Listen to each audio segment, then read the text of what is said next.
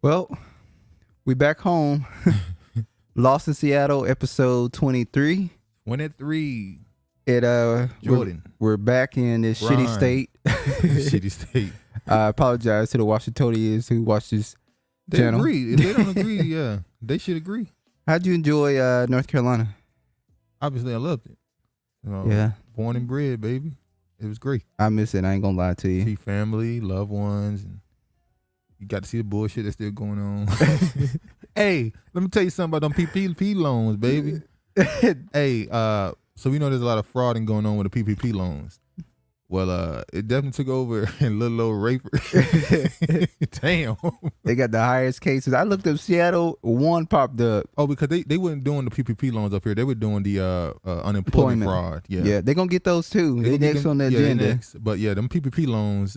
Man, I went down there and look. I mean, it's a humble little town. It's not the most expensive place, obviously. But they were driving around in the most expensive cars. cars. Like, where are these cars coming from? Listen, they said they couldn't get their reparations. They found a way to get their reparations. I saw niggas running around in all these dunks, and you saw people running around in Corvettes, rims and everything, BMWs, and like, what the hell? We're like, what the fuck?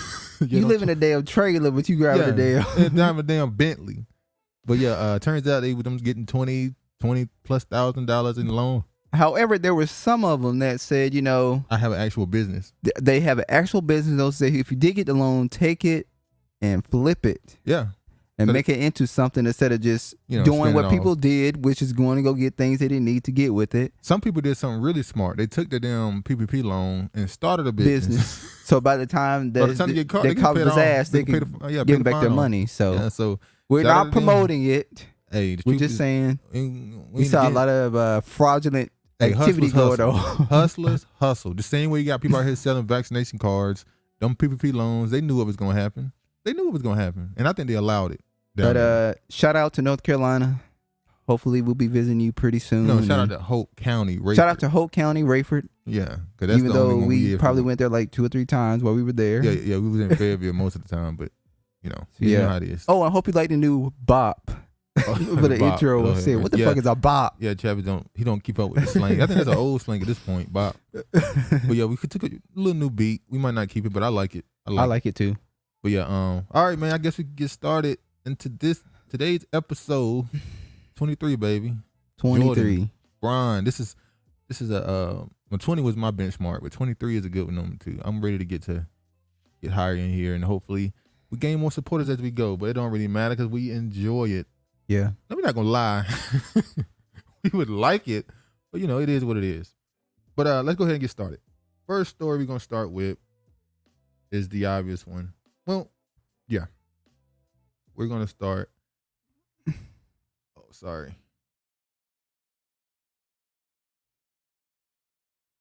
The first story we're gonna talk about is Fat Jew. Not Fat Jew.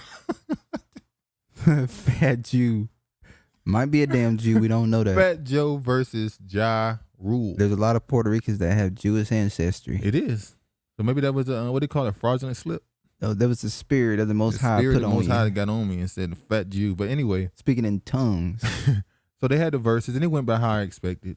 Ja was going to win. Ja Rule aired his ass out. Pretty much convincingly. But the energy was lower because of what happened with the locks. Yeah, they took it to a whole. And it wasn't just them. I don't know what. People are ignoring the crowd. Yeah. The fact that people were not just in front of them. It was around them. You saw people in there smoking and it was just more energetic in general. Yeah.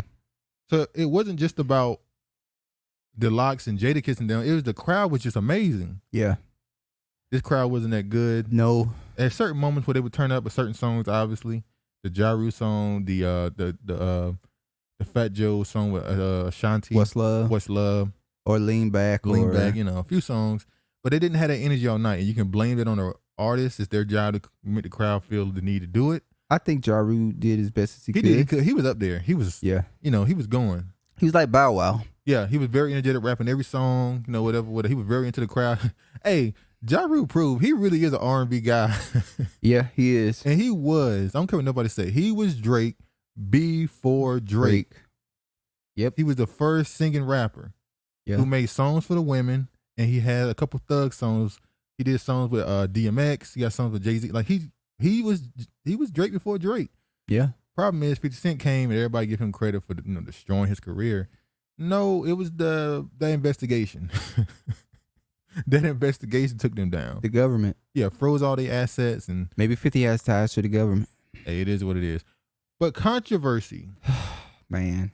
Controversy came out of this. And that's the reason why we're really talking about it. Yeah, we're gonna be honest. Yeah, it is. Controversy came when Fat Joe, now she accepted the apology, but Fat Joe on stage referred to them as dusty bitches. Crack houses. Crack house. He had to go get those bitches from the crack houses. Yeah, we're gonna show the comments that he made right here. Look, but let me tell you something, Crack. I heard you say something about hold up, Crack. I didn't see nobody come. Y'all seen somebody come out here with me? Oh, them I've been either. You gotta go to the crack house to find them bitches. Hold up, but let me tell you something, Crack. I heard you say something about.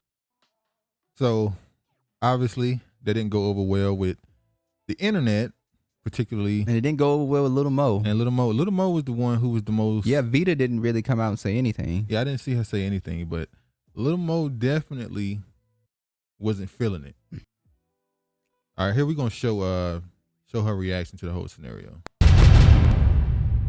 Everyone may have seen or me speak up and recently, being clean from opioid addiction. So saying those are the kind of bitches you get from the crack house, it's like, whoa, we've seen the recent deaths from people, overdosing and stuff, from the DMXs to the Michael K. Williams. Like, we're not gonna play those type of games because you don't know what anybody's dealing with. So I'm glad to say that I'm clean, but I don't know who else, because a lot of people were offended. Like, we haven't shared the stage in almost 20 years. So that right there was monumental, and it was like really great for me just because everybody saw what I've been through.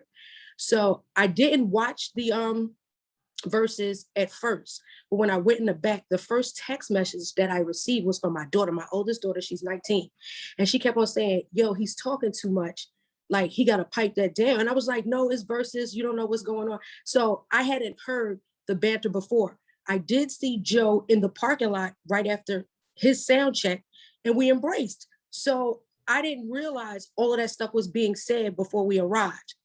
When I had got off the stage the first time, that's when I started seeing the comments like, yo, he wrong for that. So I'm like, oh, they going at it. It was said 4 times. 2 times before we were there in the building, because Vita was sitting backstage the whole time. I wasn't. And 2 times after we left the stage, that's what I heard. It was said that you need to feed them, these dusty bitches, whatever was said. Like, I don't even want to repeat it because it was so vile. And I think it was just like really disappointing and disheartening, because I was there to support both, not only the verses, but the artists, because, this is nostalgic. This is when we get to relive our early 2000s. Like, yo, our song, Put It On Me, was retired from 106 and Park. That's how many times we were #1. So anybody that was going against that, whether you want to bring up the past or anything else, me nor any female that was in the building on that stage should have never been verbally attacked. So there was never an apology there. I didn't even see the tweet. I saw a blog post the tweet that was the apology. And I was like, well, who is little MOE and VIDA? That's not even our names. So I was like, maybe, I never got a formal apology or anyone that anybody is speaking of. And for anybody to join in, it was just like, you can't tell me how I'm supposed to feel. Yeah, we know who she's referring to with that. Fat Joe? No, that was Remy Ma. Oh, Remy. Let me talk about Remy Ma. This is not the first time she has defended Fat Joe. She defended Fat Joe on not Everyday Struggle, State of the Culture. Yeah. She defended Fat Joe. I don't know what's her problem. Listen, it's that New York thing. Look, and you see here, this is her comment right here. You see Little Mo said, I need everyone to tell Fat Joe he owes me a genuine apology. I do not live in a crack house. I'm not a bitch, nor am I dusty. Street code women and children are off limits. Disappointed. Legend. And Remy Ma says, stop it, Mo. You know damn well Joe ain't on it like that. First of all, UV Shanti or nobody, hold on. UV Shanti or nobody had even came out yet when him and Ja was going back and forth. We didn't know who was in the back. Second, I was in the car when you walked through the parking lot and he hugged you and showed mad love as usual. No need for your followers to tell him anything. As someone that personally knows you, I'm sorry you were offended. You can call my phone. Matter of fact, I'm going to DM you my number in case you don't have it anymore. But also, as someone who that personally knows Joe, he has not intentionally tried to hurt anyone. It was a battle between friends, and they are like family. Sidebar, street code, don't do social media. Do you have that tweet where Little Mo told her to shut up and mind her business? No, I didn't show that one, but she did say, mind your business. Yeah, Little Mo told Remy Ma to mind your business. She don't care if her big ogre looking ass is big or not. She told her to mind her business. Wait, you call Remy Ma an ogre? I said what I said. Oh, I don't give a damn. That's not the first time she has defended Fat Joe. Who the fuck is he? He's not black. He should have been using nigga on the stage. Oh, I'm so fucking tired of New Yorkers. Most of y'all are not black American. I don't care what nobody say. That's been, even Styles P said his mother was South African and his father was African American. You have a lot of people in New York who are not American descendants of slavery. They do not identify with our struggle that we have here in North America. Yeah, I'm gonna leave it at that. So yeah, I do find it strange how well, not strange, I'm sorry. Did notice that when he was on stage saying nigga, like a lot of people across social media was like, yo, what's going on? Why he keeps the South? Because we know the West Coast is just like New York is. But they do that with the Asians and the Samoans and all them type of groups. The Mexicans too. Just tell the truth. Tired of this shit. But yeah, people was definitely like, yo, why he keep saying nigga? And people like, he been saying it for 20 years. We don't. Well, clearly, there's a demographic that doesn't know he says the N-word. There's a demographic like, who the fuck is this? And that demographic is the real niggas. The Southern niggas. Oh, Lord. We not washed down like y'all are. Oh, Lord. So yeah, you see here, he apologized and stuff, but once again, I don't know why she always feels this need to constantly. I'm gonna say it. She's his pit bull.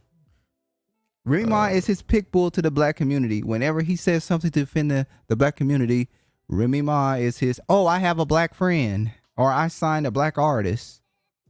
I have black friends. That's why I get to say the N-word. They make up, what's that lady who's watching Jen, off the lead attorney? Oh, the lead attorney, Jen conscious, victim consciousness? Yeah. Something like that. They feel like the problem is they move here from their country and they go to New York, and because they're in the poverty of New York with the black people feel because they live in a neighborhood, they're allowed to say the N-word and be a part of the culture. And it's like, no, there are certain words and certain things that are off limit to them. I'm speaking for the ones that don't consider themselves black. You know, they'll say I'm Afro-Latina, but I'm not black, but I have a black father and I have a Hispanic mother. So you're separating black and Hispanic. But they call themselves Hispanic, but not black. Hispanic is not a race. Spaniard, most of the time. Yeah.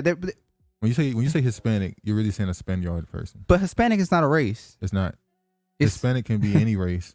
It's more of a, what would you call that? Spaniard is European. Yeah, I'm saying, but what would you call Hispanic? Would that be it's not a nationality. That would be more of an ethnicity, right? Well, an ethnicity is a race. Is it? Yes, race and ethnicity is the same thing. So is Hispanic a nationality? No, because it's not a country, right? I don't know enough about this to speak on it.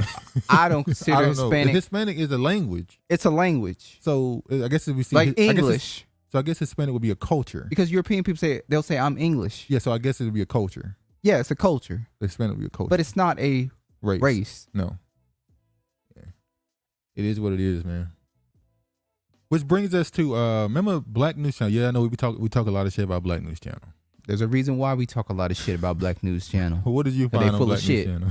Scrolling through Black News Channel, and once again, they talking about celebrating Hispanic Heritage Month. What the fuck does that have to do with Black News Channel? Well, what they try to do is they're saying that they're speaking on the Afro-Latinas. Yeah. Which I will say I don't have a problem with that because Black News has made it known that they are a global blackness. Yes, that's fine. Yeah. The problem is the anchors that they decided to bring on Black News Channel is Spaniard. They're not Afro-Latina.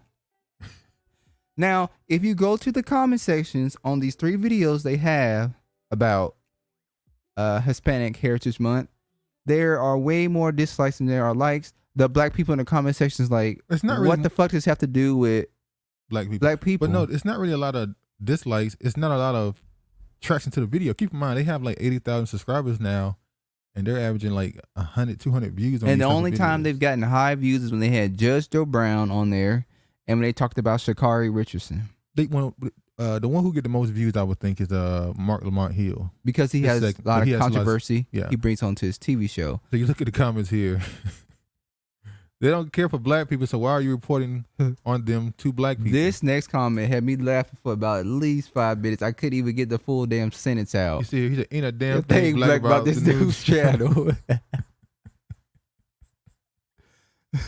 They got Palestinians, Arabs, everybody is hosting on here. Anchors. But it's called Black News That's Channel. why I went on there. I said, y'all need to rename the channel BIPOC. But you know what? I told you a few years ago that a lot of Indian people were coming to America and they were kind of carrying themselves As black people. And it's becoming a real thing now. You're starting to see a lot of people who are Indian that are literally saying they're black. It's crazy. This The channel should mention Latino month mostly for the Afro point of view, not general point of view. That would have not upset me. You would think that. You would think that's how they would have did it. But That would have not upset me at all. But the fact is, they were including the whole Latino community. I guess you would call them the entire Latino diaspora, from any background, any race. Well, yeah. That's the problem with that Jen lady we talking about. She said, if you're in New York and you're from their neighborhoods, it doesn't matter what nationality you are, you can use the word nigga. Yeah. If you're from the hood, you can. That means if you're white, you're Asian. Yeah, remember we did a video on the anti-Asian hate in the what's his name? Charleston White. Charleston White, when he went back and forth with the Asian dudes out in Cali that was repping Crip. I blame the black people out there, like, and I blame the black community in the New York. Yeah, but the thing about it is, a lot of Asian dudes came in our conversation talking crazy. I mean, talking real crazy, and one of them was like, the word nigga don't belong to black people, And that's what Jen said. it belongs to anybody who's from the hood. And it's like, what? She said The word nigga is not the word y'all or what's up or how. It's not. That's not what that represents. you have black people from the diaspora telling black Americans, you need to stop saying the Nigga. N-word. But they'll call you a nigga. But they'll call you a nigga. or specifically a bitch ass nigga. When they And get you know mad. what? It's a difference when they say it too. Yeah. The term of endearment does not feel the same when it's coming out of their mouth. But when we were down in North Carolina, because I don't talk to nobody up here in Seattle. We don't know. Nobody talks to their neighbors or nothing nowadays. But when we was down there, that's the most. All we heard was nigga. But it was just. It's just it's ours. It fits when we say it. We can say it in any sort of way, and you understand that it is what it is. Oh, But when people outside of that say it, even if they try to mean it a certain way, it never feels right. It's just like, no offense, but even when an African person say it, they black, but it's just like when they said, it's just like it just don't fit. it comes off as foreign. It's like, Yeah, it's like you didn't say that right. You didn't say that right. Yeah, it is what it is. But anyway, we just had to get on Black News Network ass. Again, It's our job to do that. We were taking over that responsibility. no, a lot of people took on that responsibility. Don't get it twisted. A lot of Listen, people I talking need to shit see about it. more YouTube videos calling out Black News Channel about the shit they got going on in that network. Yeah, Don't call it Black News. Just call it what it is. People of color. but black. Here's the thing: we're in after the George Floyd situation, and all this money was pledged towards the quote unquote black causes. It's actually money now in putting the it's word beneficial. black. I found I forgot who it was. I'm sorry, I cannot remember their name. I can't remember if it was somebody, a YouTube channel or something. They made a post where they said, a lot of businesses on Instagram and TikTok, because a lot of people use Instagram to start promoting their business Mhm. and Facebook and stuff. And he said a lot of those companies will call themselves black owned. But when you do the little bit of research on the company, it's owned by a non-black person. Mhm. But there's money now, because they understand now. I don't know if this is something new. I don't think it's new, but it seems like it's just, what's the word I'm looking for?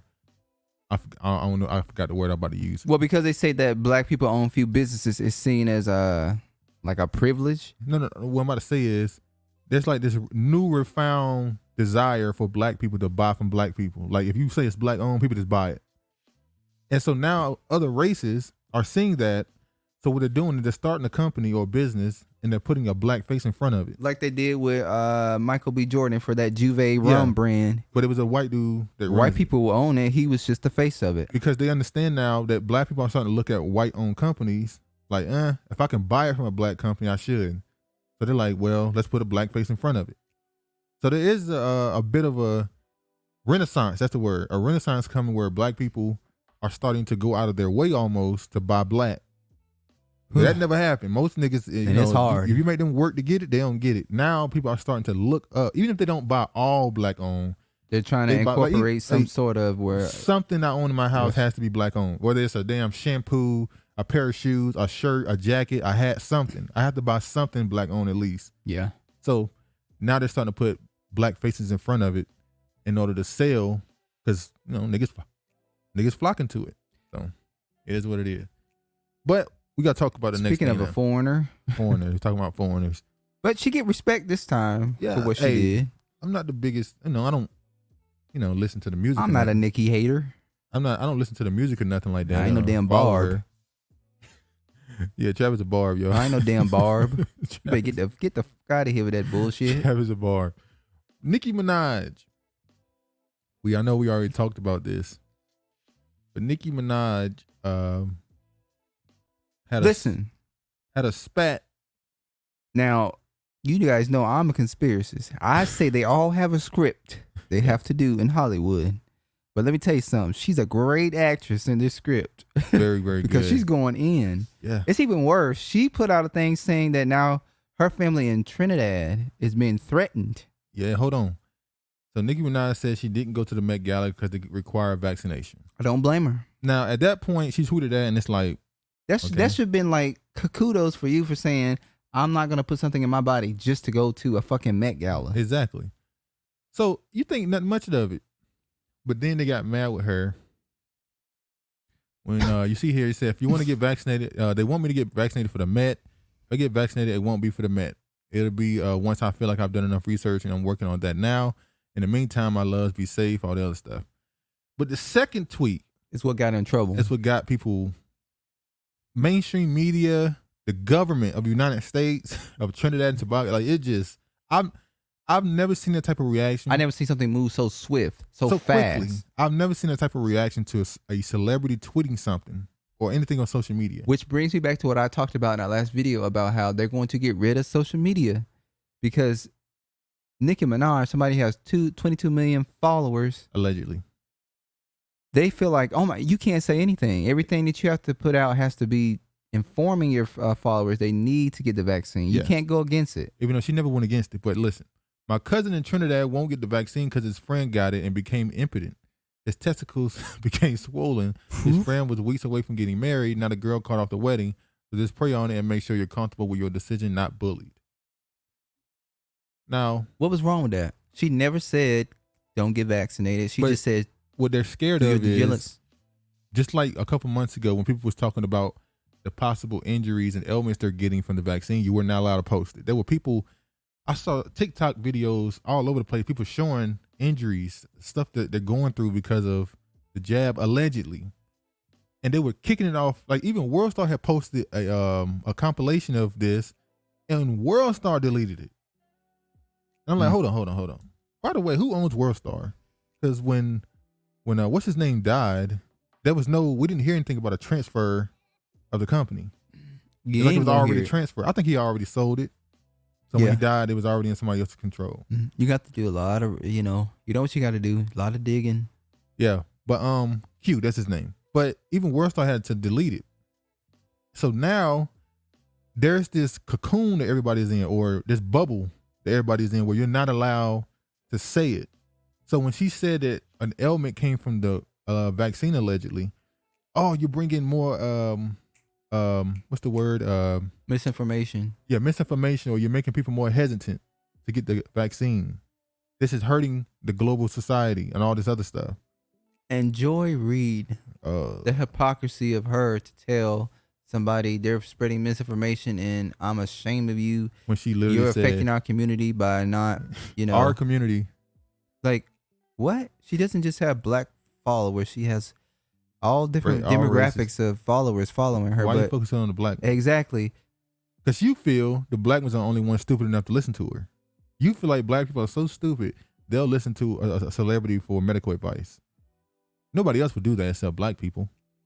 Now, I'm not saying that, Negroes out there, unfortunately, that will listen to a celebrity and do something. And not even just It's black okay people. to listen to a celebrity when they're talking and making sense in what they're saying. Well, no. Yeah, common sense. You listen to anybody that's talking common sense. But I'm not saying it doesn't exist, but it's definitely this thing where black people are seen as the only ones that go into this. Well, because our leaders are celebrities and athletes and politicians and church pastors. Well, church pastors are supposed to be your leaders. They are, but unfortunately they're ours- bought and paid for by politicians. So you can't listen to their ass no more either. Yeah, it is what it is. So, but yeah, Joy Reid, she got a lot of backlash because of this. Particularly, obviously, Nicki Minaj. She went directly at her and pointed out, you were unwilling to take the vaccine just last year when Trump was in office. And not just Trump. You said even if Biden gets in. She said even if Biden wins, she still wouldn't take it. She don't trust the FDA. But then she brought some doctors on there and talked to them and said, oh, they convinced me. And it's like, wait, you said the reason why you didn't want to do it is because the FDA and CDC were compromised. You didn't say anything about the vaccine not being something that works or not. So you made it a moral decision not to take it because of Trump. But when Trump is out of office and Biden's in, even though you said you wouldn't take it if Biden got in, now all of a sudden you had to switch the narrative the same way with Andrew Cuomo, that sex offender and murderer of old people. He said he don't trust the FDA and the CDC. He flat out said it. I don't trust them. Kamala Harris, she said she won't take that vaccine either, as long as Donald Trump's name is on it. I ain't taking it. You know what? They just they make so much fun of Black Americans. Is ridiculous. They mock them. We are the butt of their joke.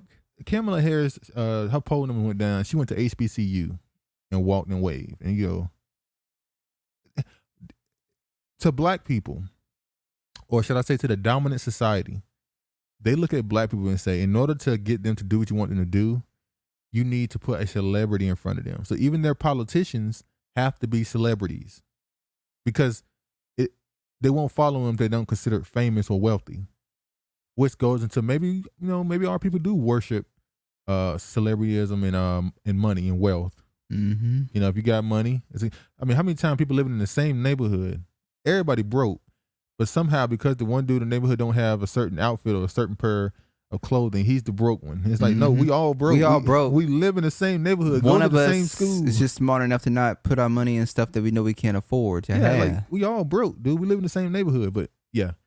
So Joy Reid, she got exposed by her. So then she went back. I think Charlamagne, the Breakfast Club, they defended Nicki. Let me say this. That tells me that this is a little bit scripted. Yeah. Let me tell you something. Nicki was hated up until around the time her father died. And then she kind of rose back up. The Breakfast Club started saying positive stuff about her. What happened is she went around and did those apologies to the DJs, remember? But remember, the reason why she was hated, when she went pop, she went full pop. And she went on this rant about DJs and all this stuff. And she said, fuck them. This is New York. She's from New York. So they said, okay. So they didn't play her music as often. And she didn't get no spin and stuff. And people were ignoring her. And the award shows were like, we don't need you. She realized how much power. Yeah, DJ radios don't get a lot of play no more.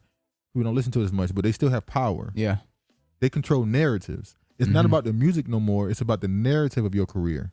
So when the radio is not playing you and they saying you fell off and they're uplifting somebody else, Cardi B, all of a sudden you're useless. It's like, well, the people don't even want to hear you.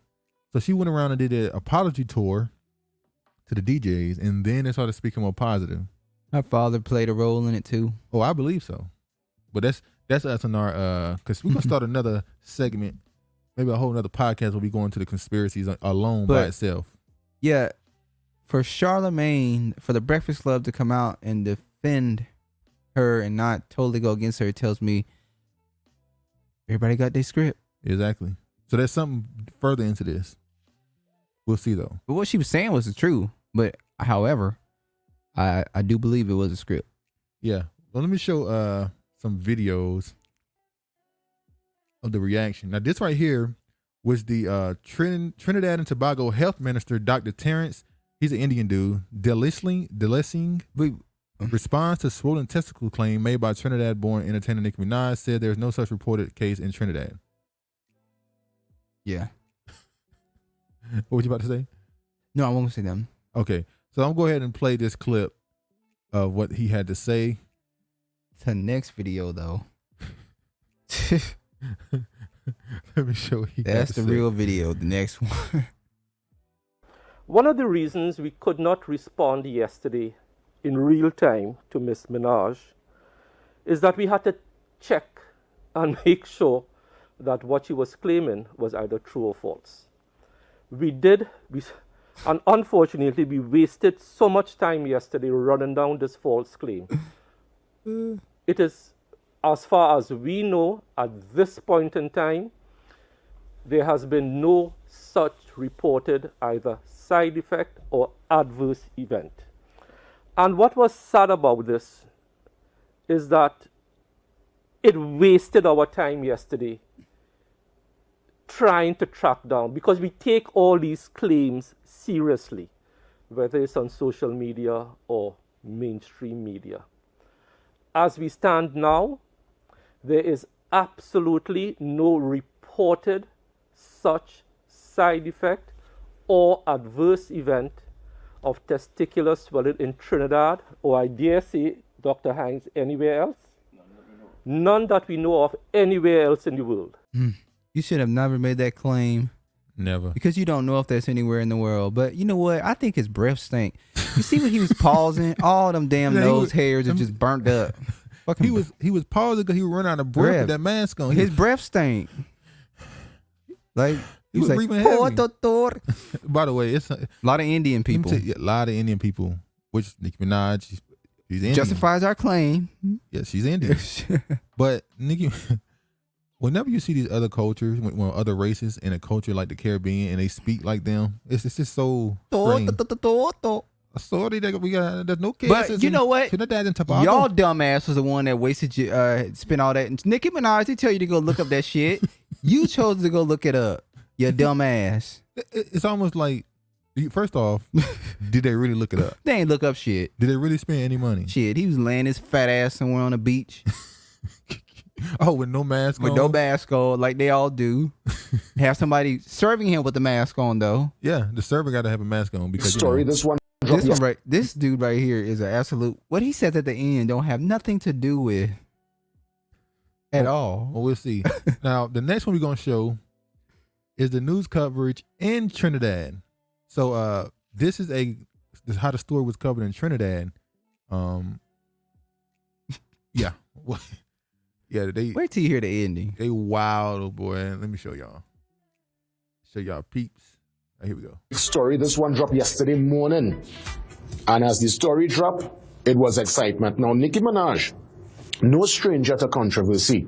I mean, she was here for Carnival in 2020, and that was a bacchanal with her husband, and Iowa. She would have made some outlandish statements over the years, but this one takes the cake. This is almost like what you would hear by a parlor, where somebody will tell you, well, your cousin, friend, neighbor, say XYZ. I mean, come on, Nicki, you have 180 million followers. People listen to you, people follow your particular lead. You going on the social media space and talking about your cousin, friend, take the vaccine and get impotent. And all of a sudden, marriage call off and some kind of bacchanal story. I mean, it's irresponsible on all fronts. One, irresponsible based on the misinformation that is going out there regarding this vaccine. There was no verification of the story.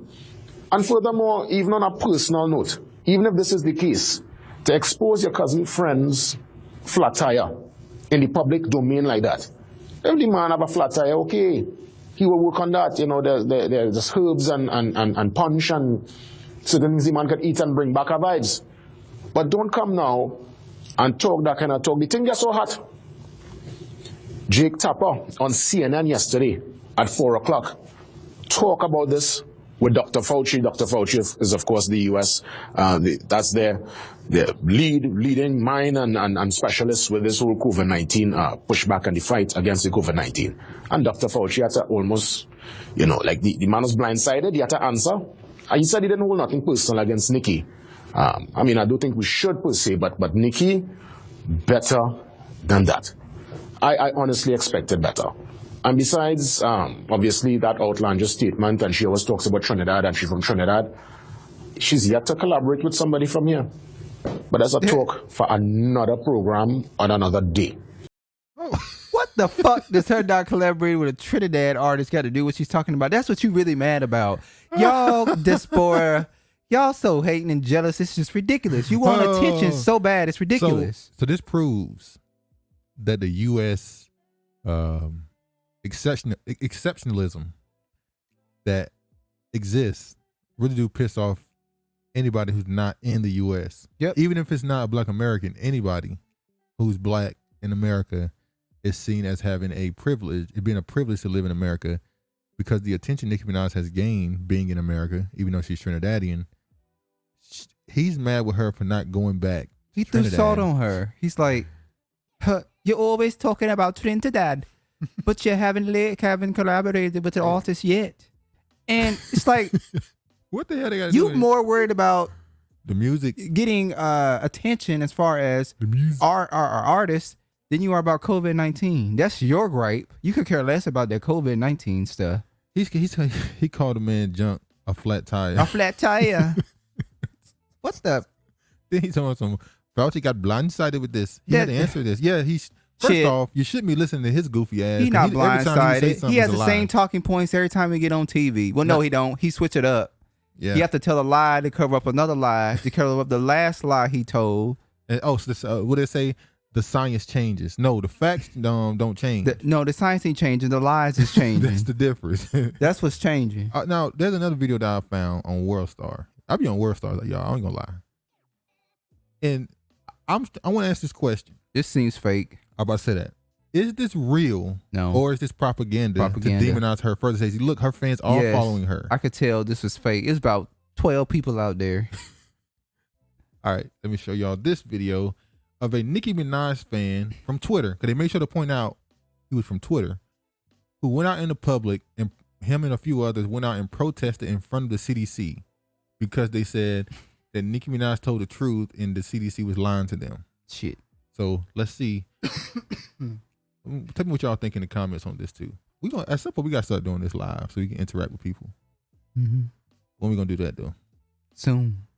Y'all gotta show up for us to actually have a live and be interactive. Hey, no, the reason why we went live yet, because Travis is scared we're gonna go live and have like 5 people. Travis don't want to be sitting here in front of 5 people saying what's up. No, those 5 people count. They've chosen to come and support the comments. See, let me tell y'all something right quick. The channel. We're gonna go off topic a little bit. Travis is one of those people where whenever he looks at a live stream, he pays attention to the comments. So if you got 200 people in your live stream, but you only getting a comment once every 20 minutes, he see your live stream is lame. It's like it's dead. Even if you got 200 people in there, if the people in the comments ain't joking around and going back and forth, it ain't good. Well, because I like to interact. See, but Travis is scared to go live, have 5 people in there and not saying nothing. Travis don't want that. At some point, we'll start doing this live at some point, though. But yeah, let me go and show you the video. Nicki Minaj said, I'm not born. Nicki Minaj said, I'm not born. That protest happening today in front of the CDC, the group speaking out against Dr. Anthony Fauci and the COVID-19 vaccine, all because of rapper Nicki Minaj. I told you it was 12 people. So at least already 4 of them people are not black immediately. Look like it's some LGBTQ. Let's be honest. Nicki Minaj's fan base is, what percentage of Nicki Minaj's fan base is gay? I think it's a big chunk. Probably 40. I mean, you think about the way she dresses, the colorful hair and all that stuff. That attracts, yeah. I think her audience is a big chunk gay dude. But I don't believe that this is Nicki Minaj's fans that are out here protesting in front of the Well, the damn news anchor CDC. just said, the news anchor made it obvious when she said, because of Nicki Minaj. And it's like, what? This all comes I think they know who her from demographic is, and they just chose people who they think and how they would dress to be out here Yeah, in probably. front of the CDC. Tweets that she posted on Twitter, one of them on your screen now. In it, she claims you had to be vaccinated to attend the Met Gala on Sunday, but she won't get the shot until she's done enough research. CBS 46's Tori Cooper explains how the CDC is responding to the artist. Right now, I'm standing right between security guards and protesters crossing the street right now who say they felt called to come out here following Nicki Minaj's tweets on Twitter. They say that she... So they allowed a black man to lead this protest, but he's gay. Or he comes across, Yeah, we know. But isn't that interesting? But there normally be a black woman that would be out there leading this protest.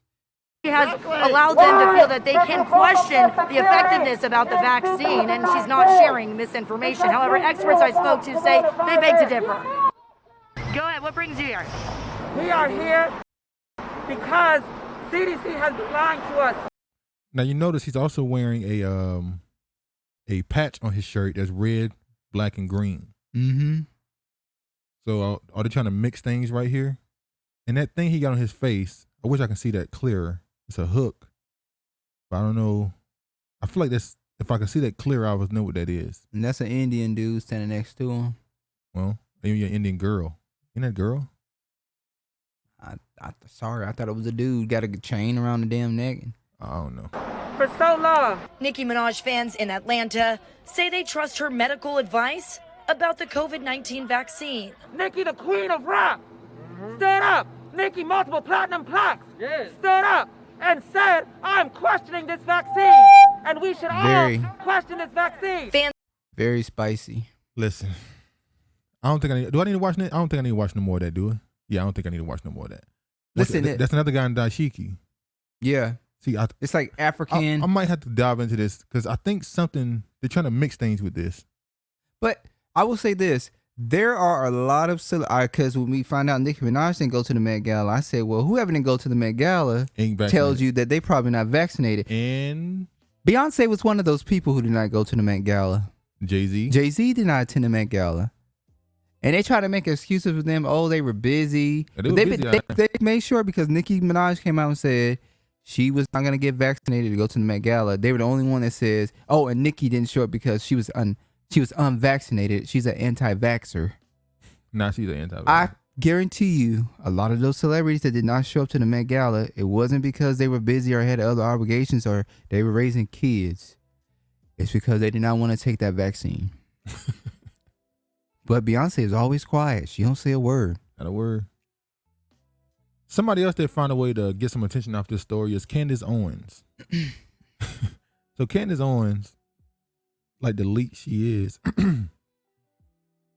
she found a way to get her name in this. So obviously, because she's going against the Democratic Party, Nicki Minaj, Candace Owens was in the comment section, cheering her on and agreeing with her. Like, yeah, I think she went back at what's her name, Joy. When she went back at Joy Reid, if I'm not mistaken. Hold on, trying to find the tweet. She had went at Joy Reid. And okay, here you go. Yeah, she went at Joy Reid, and Candace Owens went into the comment section, agreeing with her and with her attack on her. And I don't care about no Joy Reid. Listen, I'm gonna say this about Joy Reid while he's searching for the comment about what Candace Owens saying. ADOS made Joy Reid change her whole hairstyle. The woman completely wore bob wigs up until ADOS started calling out about where to save their wigs over and over. All right, whatever. I can't find it. Whatever. But Candace Owens, she went on to agree with her. And Candace Owens, as we know, was also a supporter of Larry Elder. Larry Elder, who just lost the recall election in California. But controversy always comes, don't it? Human error causes TV networks to briefly air wrong California recall vote tally. Same thing that happened in New York, right? Now, yes. In New York, if you remember, when the former police officer ran for, or former police ran for mayor, he was up big. Yep. And then all of a sudden, this white woman caught up with him, and they said they accidentally gave her, I forgot, was it 150,000? Something like that. Some crazy number of what they call it, test votes. So those are the votes they use to test the machines to make sure they work. And it was like, why the hell do you need that many to test the machine? Because you stuffed the ballot. You stuffed the ballot. But because he was a black dude that was liked in New York, they couldn't shit on him. They couldn't shit on him. Because it would have been an uproar. Yeah. But nobody likes Larry Elder. So they can shit on him and people going to like, fuck him. So if you look at this article right here, claim during live CNN election coverage of California recall election on September 14th, more than 350,000 votes to recall California Governor Gavin Newsom suddenly disappeared. So this is what they call a fact check. When they do these fact checks where they just basically tell you what you saw is not real. Missing context. Edison Research, the polling firm that provides election data to CNN, said the data reporting error by one of his staffers called false vote totals to briefly appear on a live CNN broadcast. The error was fixed within 2 minutes. Of course it was an error that was fixed. Mm-hmm. The facts. Within hours of Newsom handily fending off a recall attempt from Republicans in California on Tuesday, social media users began sharing a clip of someone watching CNN election night coverage, claiming it showed real-time election manipulation. The video, which spread widely on Gab, Telegram, Twitter, and Facebook, showed a ticket on the bottom of the CNN screen with a question, should Gavin Newsom be recalled? At first, the ticket displayed about 4.5 million no votes and 2.2 million yes votes. Moments later, the ticket tallied of yes votes dropped to 1.9 million.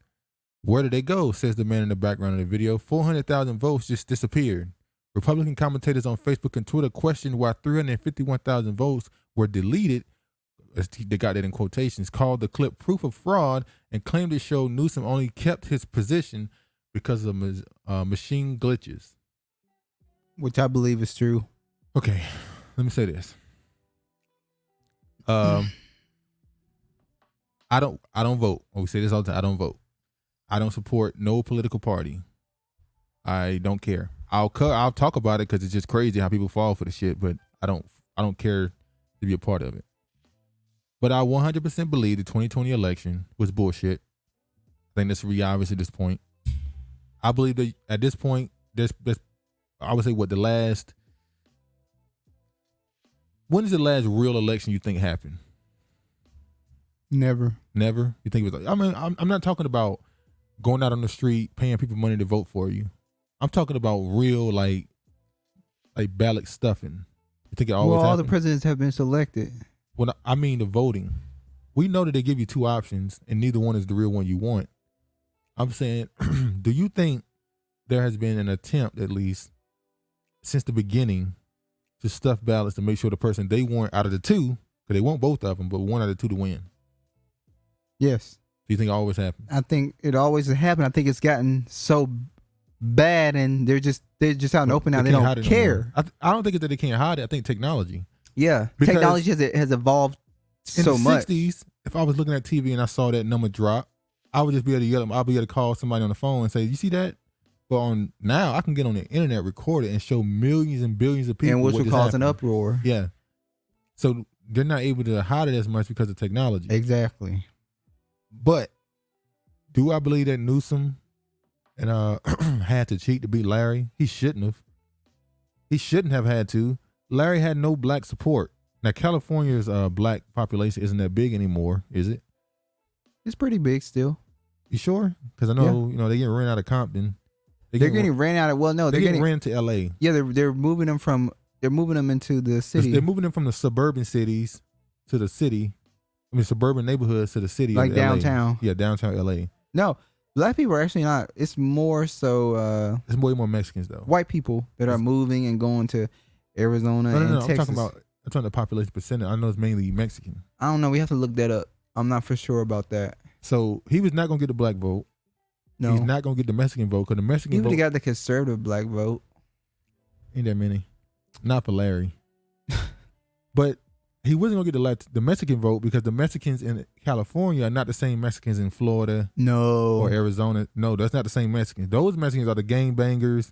Not all of them. Not I'm not saying that, but those gangbangers are the ones that. Yeah, those Mexicans are the gangbangers. They're the illegals that are in this country. They're not really the conservative Mexicans.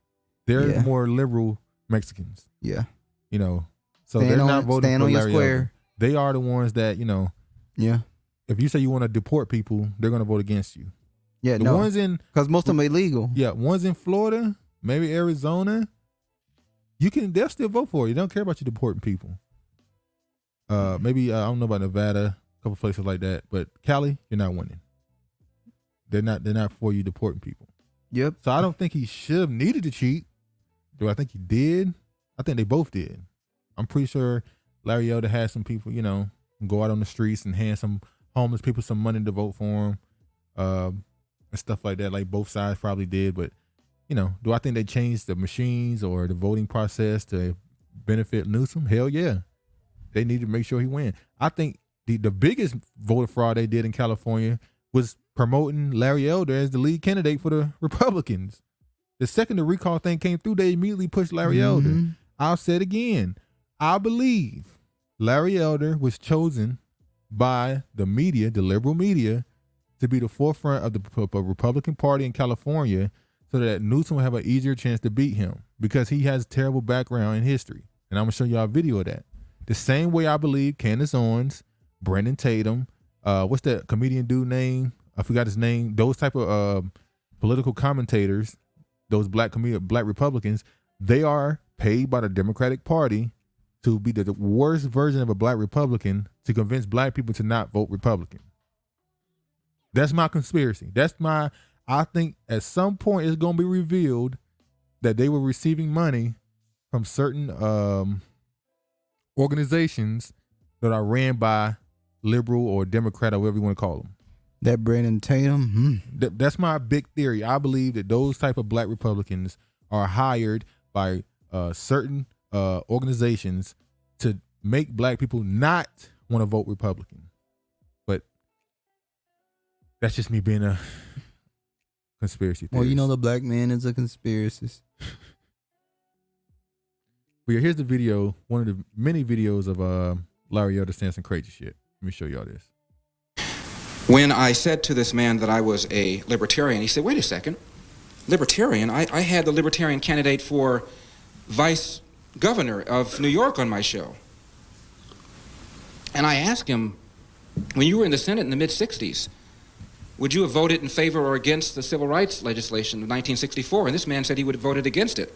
So I'm asking you, Larry Elder, what would you have done? And I said, well, to the extent that those laws mandate any kind of interference in the private sector, yes, I would have voted against it. He went ballistic. So Larry Elder just said he would have voted against the civil rights. And he thought, come on, man. They knew what they were doing, bruh. They knew what they were doing. And regardless if you agree with them or not, the point is they knew the majority would be like, get this dude out of here. We ain't voting for him. They knew this. There's no way they didn't know this.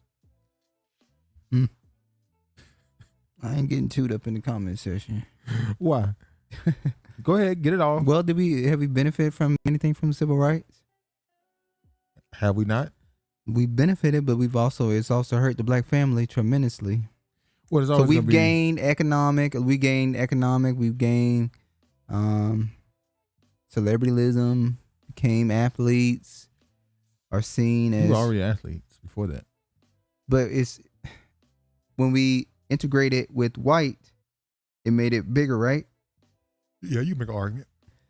So we've gained all that stuff, but the black family is just fuckery. It's just destroyed, pretty much. All you see on YouTube is black women and black men going back and forth with one another while who is worse, you're worser. Well, does that have anything to do with voting in civil rights?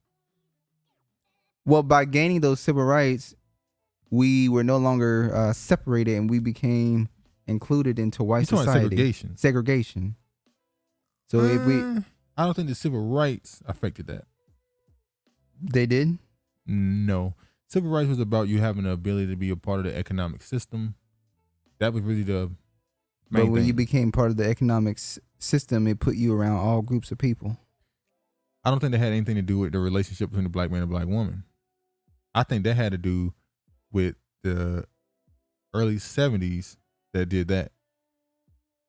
What was with the early 70s? That was feminism. Well, feminism was a part of civil rights. No, it wasn't. That's the point. That's why you think they had a feminism movement. The feminism movement really grew after the civil rights movement. White women were included in civil rights, dude. And that was post. They went back and amended the law. Okay, we need to look up what year. 1968. Okay. Oh, sorry. I'm tripping. I'm sorry. Not 1968. The point I'm making is the 60s was about the 60s, the decade. The 60s was about civil rights for us. It was about civil rights for black people. The late 60s, it turned into feminism and the civil rights and the rights of women and gays and other minorities. That's what I'm saying. It started about black people. It was changed. I feel like all the civil rights did was help other groups. Well, I can agree with that. My point is, it wasn't about that. It turned into that. Exactly. Yeah. So to Larry Adderley's point, it did nothing for us. You can't make that argument based off of the what happened post civil rights. What was the reason for it existing? It was good intentions. The initial reason that it was good intentions for the reason why it existed. That's what you have to base it off. Would you vote against that? Is my point. The initial. If you knew what was going to happen. No. The initial reason for doing it, would you have voted for or against that? Not what it turned into. It's hard for me to say that because I've seen what happened after it was given. That makes no sense. It's like, would you pull the trigger if you know it would kill somebody? No. What? If somebody is harming me and I pull the trigger, No. I said, would you pull a trigger if you knew it would kill somebody? And what? You would say no. What scenario? Just in general. Yes, I would pull the trigger if it's going to keep me alive and keep the person from trying to harm me. Listen what I'm saying. I'm making the argument that I will vote for the initial reason to do it. Well, it's hard for me to answer that question. Let me get it off. Let me finish. Go ahead. I will vote for the initial reason, right? Mm-hmm. The same way if you tell me, would you pull the trigger if somebody would die? And I would say, no. But you add context to it, like, well, the person that you're shooting got a gun too and they're trying to shoot you. And I would say, yeah. But I'm talking about the initial. Mm-hmm. Would you do it? Would you vote for the civil rights for the initial cause? Once again, the purpose of it. Because I know what happened after it happened. I can't. I was going to say no. 2020 hindsight. Yeah. No, you can't use that argument. But anyway. Sorry. Anyway. Don't like it, move on. So you agree with Larry Elder? I'd listen.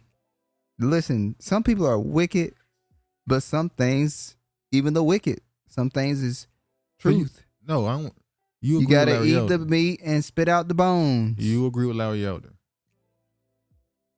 On what? Don't tell that like you don't know what the hell we're talking about. Would you vote against civil rights? After knowing what happened after that? Just yes or no. Don't try to no, it's not a yes or no. It's a very much yes or no question. Well, then let's just move on. Answered it. He answered it yes or no. Let's just move on because I'm going to keep saying. Why you don't want to answer? Yes or no? Let's just move on. I don't get. Okay, the person you're agreeing with gave a yes or no answer, but you don't want to give a yes or no answer. Because I'm going to give context to why I'm saying yes or no. Okay, give you context too. Go ahead. No, because you wouldn't allow me to do it. Now I'm going to move on. No, because you don't want to answer that question. You don't want that fire on your ass. But all right. Now look at this. Hold on. Look at this, y'all. Don Lemon. Don Lemon. Now this is why California, poor baby. Sour. You know lemons are soured. What? Soured ass. Oh, Don Lemon. I'm like, what? Big soured ass. Poor California. Now you got, the second he won the recall election, he put more stipulations for vaccination. And it's like, good for him. Good for him. Good enough for him. They voted for his ass, and they said black people were the reason why he got reelected. Yes, they gave black people the credit for him getting reelected. Ooh, black girl magic again, y'all. So look at here. Don Lemon expresses frustration, says it's time to shun the unvaccinated. So, what you gonna do to the unvaccinated, Don Lemon? I ain't gonna say that. I was about to say something crazy. Nah. Yeah, we know. We done read y'all oath, your manifesto. What you plan on doing? CNN's Don Lemon expresses his frustration with unvaccinated Americans, accusing them of prolonging the COVID-19 pandemic and saying that it's time to shun them for their inaction. Lemon added that they are that they were harmful to the greater good. Harmful to society. Mm-hmm. I'm telling you where it's going. I'm going to get to that. I think we have to stop coddling people when it comes to the vaccine. Treat them like babies. Oh, you can't shame them. You can't call them stupid. Yes, they are. The people who aided and abetted Trump are stupid because they believe his big lie. What lie? Lemon said, referring to the former President Donald Trump and drawing a connection between vaccine hesitancy and false claims that the 2020 election was stolen. Trump said it was his vaccine. That's what he even told his rally to get the vaccine, and they started booing him. This is why I told you. It's such a damn bruh. I've never seen this much propaganda. They are correlating. If you are unvaccinated, you are a Trump supporter. That's my point. They have done such an amazing job to convince people that brainwashing that Trump is anti-vaccine. It's like he said it's my virus. He literally created. My vaccine. He literally created the entire Operation Warp Speed. He is the one that called it the Trump scene. He is pro-vaccine, and he had more than enough vaccines ready to go. That's why when Biden says he had to order more vaccines because that's a lie. Trump had a lot of he had what was it 300 million vaccines ready to go? I don't know. The people who are not getting vaccines, who are believing the lies on the internet instead of science, it's time to start shaming them or leave them behind. Now, this other thing that keeps getting done is they keep saying the word science. So if you don't believe in vaccines, if you believe anything happened with the election, if you believe any quote unquote conspiracy theory, you are stupid and you're not intelligent. Well, I know this may not coordinate, it's totally off subject, but Scientology is believing in the science. So I know is that? Yeah. That's what it is? Yeah, science. Oh. It's not Christianity or anything. They believe in science. Okay.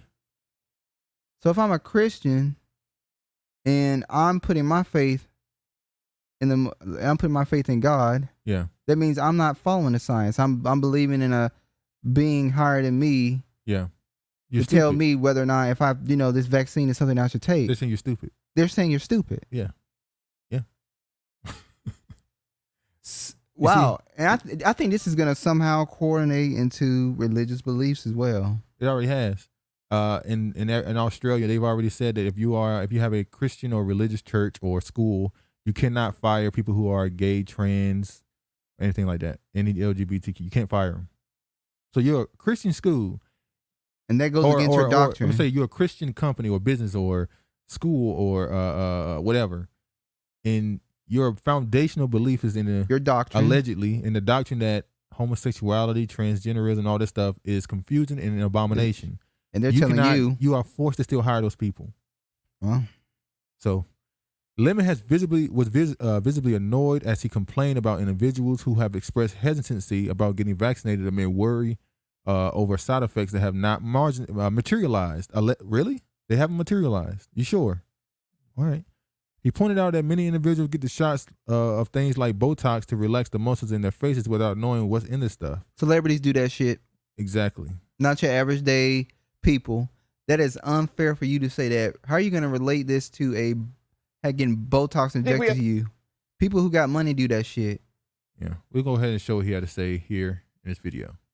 I think we have to stop coddling people when it comes to this and the vaccine, saying, oh, you can't shame them. You can't call them stupid. You can't call them silly.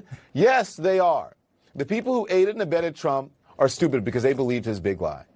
The people who are not getting vaccines, who are believing the lies on the internet instead of science, it's time to start shaming them. What else? Or leave them behind. Well, because they are keeping the majority of Americans behind. You didn't feel that way about the polio vaccine. You don't feel that way about measles, mumps, rubella when it comes to your children. And all of a sudden this vaccine is different. What's different about it? The only different thing about it is because of your politics today. The people talking about, well, I don't know what's in the shot, Chris. I don't know what's in that shot. I'll tell you what's not in it. Hold on, a tracking device. Yeah. Let me finish this. That's what's in it. You know what they get shots in nowadays? In their rear ends. They're getting shots to make it bigger. They're getting shots in their face. They don't know what's in Botox. All those people get mocked. They don't know what's in this stuff. Nothing wrong with Botox. People don't know what they eat, Look, what they drink, I tried what it they once. smoke. My eyebrow went up. I don't have it now. As you can see, I got all these wrinkles. Everybody asks me when I'm going to get. You need Botox. But listen, nothing wrong with Botox. Clearly. But I'm saying, do people really know what's in stuff that they inject in their bodies all the time? And they're What like, they eat, what they drink? They eat, what they drink.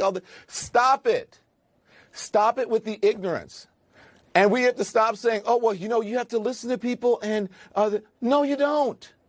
These people are being harmful to the greater good. You don't have to listen to a minority of people who are being harmful to the greater good and who are not acting on logic, reason, and science. You see what it's going, right? Yeah. What he's saying? Right. I had an issue, I told you, Chris, when my family was here, and they were saying, well, I don't know, I just don't know. I said, you know how you got here to visit me in New York? You took an airplane. What is that? Science. Right? You know why people live to be older than 40, 50, 60 years old these days? Science. Medicine. No one questions that. You know why what is so contradictory about it? When people get sick, they go into the hospital and they say, throw it all, give it to me, inject it, put it in me. And you're going to pay a whole lot of money. And you're going to tax the medical system when you could have gotten it for free and you wouldn't be in that position in the first place. You're going to question the vaccine, but you want to take a horse dewormer. Oh, we're going to get into that. But look, here's the thing. I accept everything you've just said. Most of all, the idea that the majority cannot be held by the tyranny of a minority. Yeah. So the minority is the tyranny, the tyrant. Okay. Listen to this. All right. Now, you saw there, Don Lemon said that the majority don't have to listen to the minority. Now, who's the majority in this country? White people. Now, who's the minority? Black people. So he's making the argument that white people shouldn't listen to black people. They should force you to get the vaccine even if you don't want it. No, what I'm saying is, in general, in social issues, anything. Well, I would say so the white people who, and I agree with them, whatever, mind your business. White people who go, I don't care about this stuff. I don't care about no George Floyd. I don't care about no police brutality. I just mind my business, pay my taxes. I don't care. All right, who cares? But people like him are going on television and try to shame those people who want to just mind their business. But he's telling that same person now is saying the same thing he's angry with the white person for, which is just not giving a care about and nothing social issues. He's now saying, hey, you shouldn't have to listen to those people that disagree. But hold on, he's the same defender of the LGBTQ community. So we should listen to them. When they went in the bathroom, people were like, we don't want you to have a bath. We don't want you to be able to you can give your own separate bathroom. Exactly. But we don't want men to be going into women's bathrooms. So we should ignore his community. Yeah, because they're not the majority. Exactly. We are the majority. They are the minority. I shouldn't have to teach my children in school about homosexuality. Exactly. And transgenderism. Exactly. And what's it called? Because when they dress like women. Transgender. Transvestite. No. Fuck it. I don't know what they are. Drag queen. Oh. Drag queen, whatever they call themselves. I shouldn't have to teach my kid that because they're my minority. We can ignore them. According to what he just said. When they're being called names and bullying, who cares? Exactly. It's a mental, they have a mental illness. So now they're saying if you're not vaccinated, you're a part of the destruction of the country and you're holding people behind. All right. Yeah, you're holding back the reset, the great reset. So we know now that they are pushing for people who are not vaccinated to be able to travel on interstate highways. Which is, so what am I do? I'm gonna be driving down the road and I'm gonna roll my window down and go blow. And you passing by me? What does driving on the interstate highways have to do with you spreading COVID-19? How you gonna do that in your car? They also are now saying they don't want you to be able to ride on a plane if you're not vaccinated because you are now a terrorist threat. You're part of a bioweapon. You're a terrorist bioweapon because you might have COVID on the plane. Then now they're saying they don't want you to be able to. Now they're saying, hold on. Yeah, now they're saying also that you shouldn't be able. Oh, your coworkers. You shouldn't be able to go to work if you're not vaccinated because you are a hazard to your coworkers. Okay, then give me unemployment. So on the interstate highways, the planes, trains, buses. Now my work. So at some point, it has to go there at some point. When is not being vaccinated going to be considered a crime?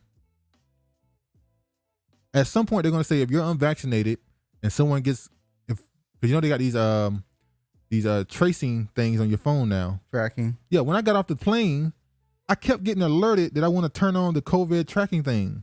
I'm like, I don't want it. I got that one time. I got it on my phone and my iPad. So if on that tracking thing, you're not vaccinated, and you walk past somebody and they give somebody COVID, and the tracking thing said this person was here, this person got sick, this person the reason why they got sick, and that person who got it dies, is the person who was not vaccinated charged with murder? Gonna be charged with murder? Well, with the crazy shit that's going on, it sure seems like we're gonna be heading towards that way. But what I would say is, well, what are they gonna do with the people who don't want to get vaccinated? And because even if they take away your job, blah blah blah, if you're out on the street, you're not vaccinated, you're still going to be harming those who are. So they have no choice but to put you into a FEMA camp. They have to separate you from society to keep you from harming society. Yep. So that's the ultimate plan. When am I going to be a criminal if I'm not vaccinated? Coming to a city near you. Yeah. All right, let me show y'all what Black News Channel had to say about the Nicki Minaj. Man, look at his ass. He look like a cracked out. Because they were also mad with Nicki for retweeting Tucker Carlson's defense of her. Mm-hmm. He defended her and she retweeted it. By the way, she said she got banned from Twitter or suspended from Twitter, went to Instagram and was talking crazy, and she said she's never going to use Twitter again. And Twitter came out and said we did not do anything to her channel or her page. Oh, we shadow banned her. But we do know that if you're not, Twitter can suspend you, ban you, or they'll do a shadow ban where you'll try to get on Twitter, you'll try to tweet something, but it'll just keep loading. Nothing will happen. Your attempted tweet will just keep loading and loading and loading. That means you got shadow banned. So people can go to your page, but you can't tweet. Or you tweet stuff, but nobody see it. You tweeting stuff and people that's following you can't see your tweets. Mm. So I don't know if that's what's going on. They said it didn't affect it. I don't know. It's just more PR for Nicki. Mm-hmm. Get back into the media. I don't know. Or did it start off with her just saying something? It blew up and she said, well, let me take advantage of this attention. Maybe politics is her new her new thing. Does she still got her little radio show? I don't know. All right, let me show y'all what they had to say about this. But the fact of the matter is that we are dying from this more than other people, and we are That's a resisting lie. the vaccine more than many other groups. And No, yeah. I'm glad. Now, something that they've been hesitant to say the last couple of months. Whenever somebody say the most hesitant demographic to get the vaccine is black people, they can't agree with that because they want to demonize the Trump supporters. They want to say everybody who's not vaccinated is Trump supporters, hate them, cast them from society, even though the majority of the black community is not getting it. So they'll say, oh no, the reason why the black people aren't getting vaccinated is because they don't have access. Oh, it's not because they don't want it. It's because they don't have access. Even though most of them have access. They're just so lazy. And they just don't go get it. Yeah. They tell you right, they're basically saying black people are so lazy, we need to put the vaccine, we need to come door to door to give it to them. We need to put it at the restaurants. We need to put it in the grocery stores. We need to put it in their barbershops. We need to put it in, when they go to their doctor visit, we need their doctors to ask them about it right there and tell them to get it. Or try to scare the shit out of them, tell them, well, you have diabetes, you have high blood pressure. Unfortunately, our family members, our cousins, majority are vaccinated. This is what all their doctors told them. My cousin said the reason why he did it because he's a diabetic. Our uncle said the reason why he did it because he's a diabetic. So our dad said the same thing. They told him he's a diabetic, he should get the vaccine. It is what it is. So he's being honest by saying we are the ones who are least to take it. Mm-hmm. So now Don Lemon says that anybody who's not taking it is stupid. So Don Lemon is saying black people are stupid. He kept bringing up Trump because he's trying to juxtapose Trump supporters with quote unquote anti-vaxxers, even though black people not taking it either. but they don't want to demonize them yet. They don't want to demonize the black demographic. So I wonder how they gonna go forward with this. Because in 2-3 more months, it's gonna get to a point where they're gonna have to say it. Okay, black people are not taking the vaccine. What's going on? We've been talking about it for months and months and months, and nothing has happened. We've been very nice. They just don't have access to it. Being very nice with our words. At one point, do they turn and say, all right, you lazy son of a bitches need to take the vaccine. You ain't no better than the Trump supporters. When they gonna do that? When they gonna switch? I don't know. Let's see what they got to say now. And when someone like Nicki Minaj comes out to her 22 million folks and says something asinine, like her cousin's friend's brother's sister-in-law's dog's owner got COVID from the got a disease from the vaccine that has nothing. I'm like, does this person even really exist? Like, what are you talking about? Like, it was just so gross. And today we had Dr. Fauci and others, serious medical people, saying like this makes no sense. Like this sort of cause and effect that she's talking about makes zero sense. But instead of doing actual research, which I don't know what that even means when people say they're doing their own research. They're not conducting trials or anything. They're reading certain things on the internet, maybe. Instead of backing up and saying, hey, let me do some research and figure this out, she starts attacking our friend Joy Reid, calling her names as if Joy is the problem. The problem is Nicki spreading misinformation that many people, black people, will take to the bank and say, I don't have to get vaccinated. Something bad happened to Nicki Minaj's cousin's brother's friend's sister. Yeah. I don't understand when people say they're doing research. I mean, I believe that means that you are searching for something that confirms your doubts. Because the information is already available. It's on the CDC website. Is all the information that you need is available to you. There is no research to be done that you can't do in a day and go ahead and get the shot. And right? Nicki wants to make it like she didn't tell people to not get the shot, so she's good. No, well, you spread this piece of misinformation, which clearly tacitly encourages people to not get it and to do their own research, whatever that means. But she still hasn't gotten the shot. She fully admitted that. So by this point, if you haven't gotten the shot, it's not because I've been busy, I haven't had the time. You have made a decision to not go get it. There you go. You just said it. That's exactly what she's saying. If you ain't got it yet, you ain't want it. I don't understand. You just said it right there. But they keep trying to paint the picture that black people have not gotten the vaccine because they don't have access to it, or they're just lazy. Yeah. And the crazy part is the people who are vaccinated, it's the CDC director said people who are vaccinated can still spread the virus. They can still catch the virus. So it started last year. They said, oh, well, if you get it, you can't get the virus if you get vaccinated. Then they say you can get it, but you're less likely to spread it or anything. Then they say you can still spread it and catch it, but you're not going to die from it. You're not going to suffer as many injuries from it. If y'all remember, a little while ago, the CDC director said that the vaccinated people do not carry the virus. And then they was debunked a couple months later. And it says that you can. So it comes back to, why do people still give a damn about what the CDC has to say when the CDC director was that wrong? Don't she look like something mentally ill about her? Yeah, she do. So I'm just going to show the video or the proof of that right here.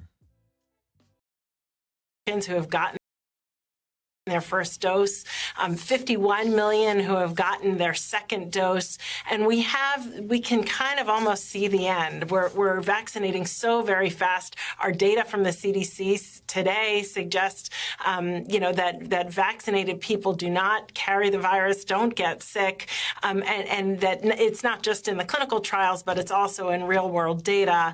And yet, on the other side, 3 million Americans who have gotten their. So you hear that? The CDC director said that you can't get sick from if you get vaccinated. My, have the times changed. All right. In a matter of months. Now, let me show y'all something else that was said. Now, this right here is a secret. It's not a secret, but this was a video. Senior doctors and a marketing director at a North Carolina discussed inflating COVID numbers by counting recovered patients as active COVID patients. One of the quotes was, "We need to be more scary to the public. If you don't get vaccinated, you know you're going to die." Now, what have they been saying? That's fear mongering. Exactly. What have they been saying the last couple of days? I mean, the last couple of months. I'm sorry. If you don't get vaccinated, you're going to die.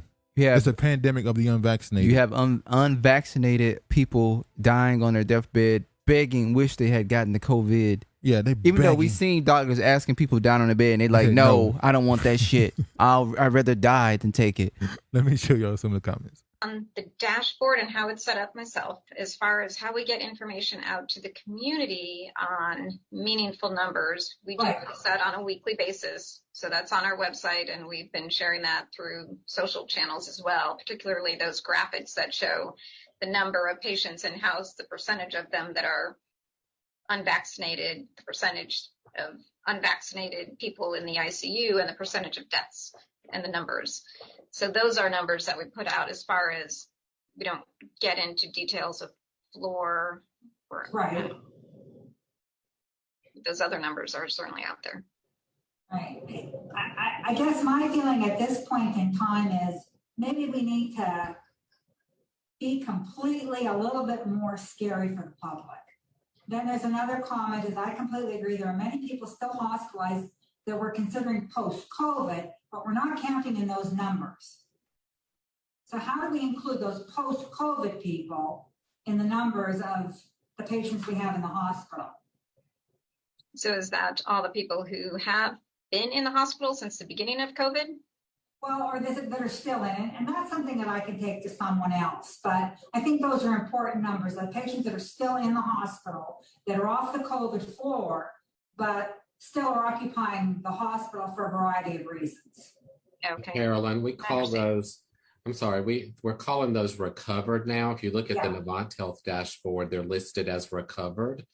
But I do think from our standpoint, we would still consider them a COVID patient because they're still healing.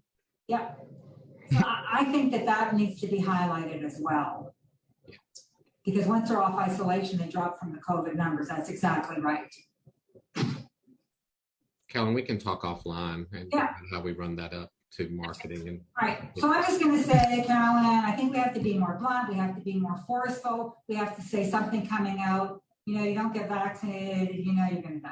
I mean, let's just be really blunt. Carolyn started telling on their ass. So did they say we can talk about this offline? Yeah. So you're supposed to be honest to the public when you're having these conversations.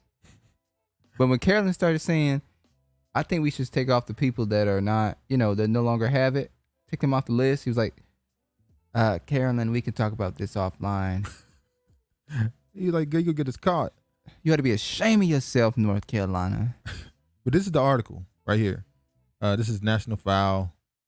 You see, a doctor wants to be scary to the public and inflate COVID numbers. If you don't get vaccinated, you know you're going to die. This was a North Carolina doctor.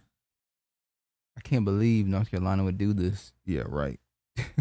In the recording, Mark Rudge, MD, tells director and marketing Carolyn Fisher and other hospital employees that she wants the hospitals to become more scary to the public. By inflating the numbers of COVID-19 patients and by using messaging that falsely tells individuals, if you don't get vaccinated, you know you're going to die. So this was this article was written September 10th of 2021. So people just love lying. You would think that should be viral, shouldn't it? It should be viral. They're literally saying we're lying about the numbers. So 60 to 70%. Now in this video, and some of these southern, they said that Joe Scarborough, however you say his name, he said 60 to 70% of Americans support Biden's vax mandate. Well, how much of the population is fully vaxxed? 60 to 70%. Well, they tell you at the bottom, they're keeping a daily count of the people fully vaccinated. on MSNBC. Let's see what it says. And some of these southern governors are doing the freak out, which I think is fascinating, claiming it's unconstitutional. How dare he move in this direction? Because he's doing what about 60-70% of Americans support. I think it's rich, especially now when you. So they said people fully vaccinated 178,692,825. The country's what? Is it 350 or 380? Huh? So I'm thinking it would be something like a little under half the country is fully vaccinated, or half, or a little About under half. Like 45 to 48%.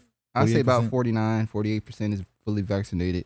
So which is not look good. at the state of Texas, and you see what Republicans are doing in the state of Texas and being supported by Republicans all over the country, where they're actually running over the specifically enumerated constitutional rights that have been in place for half a century of women in the state of Texas. They don't care that they're the 30% compared to the 70% who don't want Roe v. Wade overturned. They're doing it. They're just running over the 70% and basically saying, go to hell to the 70% who actually support the constitutional, what's been written in the Constitution for half a century. Here, Mika, they're whining like little snowflakes for Joe Biden doing what's been done for the past 50 years on mandates for children going into school.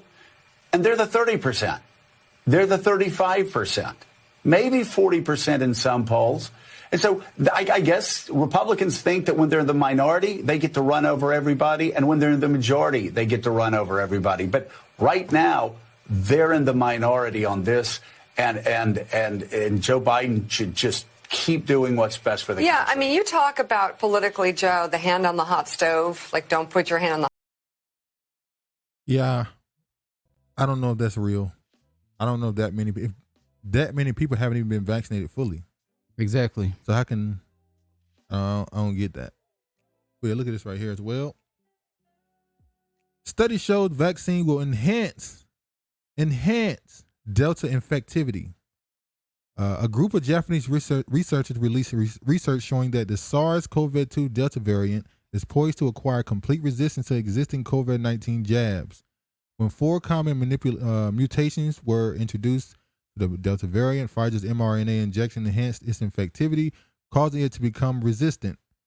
COVID-19 jabs continue to be pushed as the only solution to the pandemic, even as breakthrough infections increasingly occur. A group of Japanese researchers have also released research showing that the SARS-CoV-2 Delta variant is poised to acquire complete resistance to existing COVID-19 jabs like Pfizer and BioNTech's now being sold as community. That's not true. That's 2 separate vaccines. What's more, when 4 common mutations were introduced to the Delta variant, Pfizer's mRNA injection enhanced its infectivity, causing it to become more resistant. A Delta variant with 3 mutations has already emerged, which suggests it's only a matter of time before a 4th mutation develops, at which point complete resistance to Pfizer's jab may be imminent. Now, I wonder, is that why they're pushing for the 3rd shot? Yeah. Because they're pushing for that booster shot hard. And a lot of countries view America as being selfish for trying to get that 3rd shot out when there's a lot of countries who haven't even got their 1st shot. Exactly. But America said, we know we've given enough. As a matter of fact, there's an article that was released when a vote happened, actually. Well, the vote was whether or not a U.S. panel of, I think it's a CDC or FDA, one of the two, where they decided whether or not they were going to actually push COVID-19, the booster shots. Look at what color the skin is. And if you look, U.S. panel backs COVID-19 booster shots only for seniors and high risk. So basically they turned it down for widespread COVID booster shots. Mm-hmm. We know that the reason why they're pushing for the booster shot is money. Yeah. So why are they against it, even though they know the reason why they're pushing it? We know they showed a graph a couple weeks ago that showed that the Pfizer and Moderna or one of those, the efficacy of it drops as months go by. Mm-hmm. So they need a booster. Yeah. They know that too, don't they? So why don't they want to push the booster? We know that it's also for money. The more shots you need to take, the more money they print money basically. So why would they be against? Well, the government is purchasing the. Yeah, so they're making money off of it. So the White House is for it. Pfizer is for it. I believe the FDA. Oh, I'm sorry, the CDC is for it. Or the FDA is for. I'm sorry, but the CDC isn't. Mm-hmm. Wait. Isn't that the CDC director that say that? Hold up.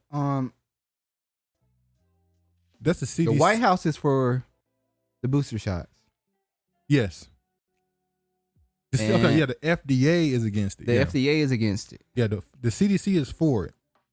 The Pfizer obviously is for it. The White House is for it, but the FDA is against it. Yes.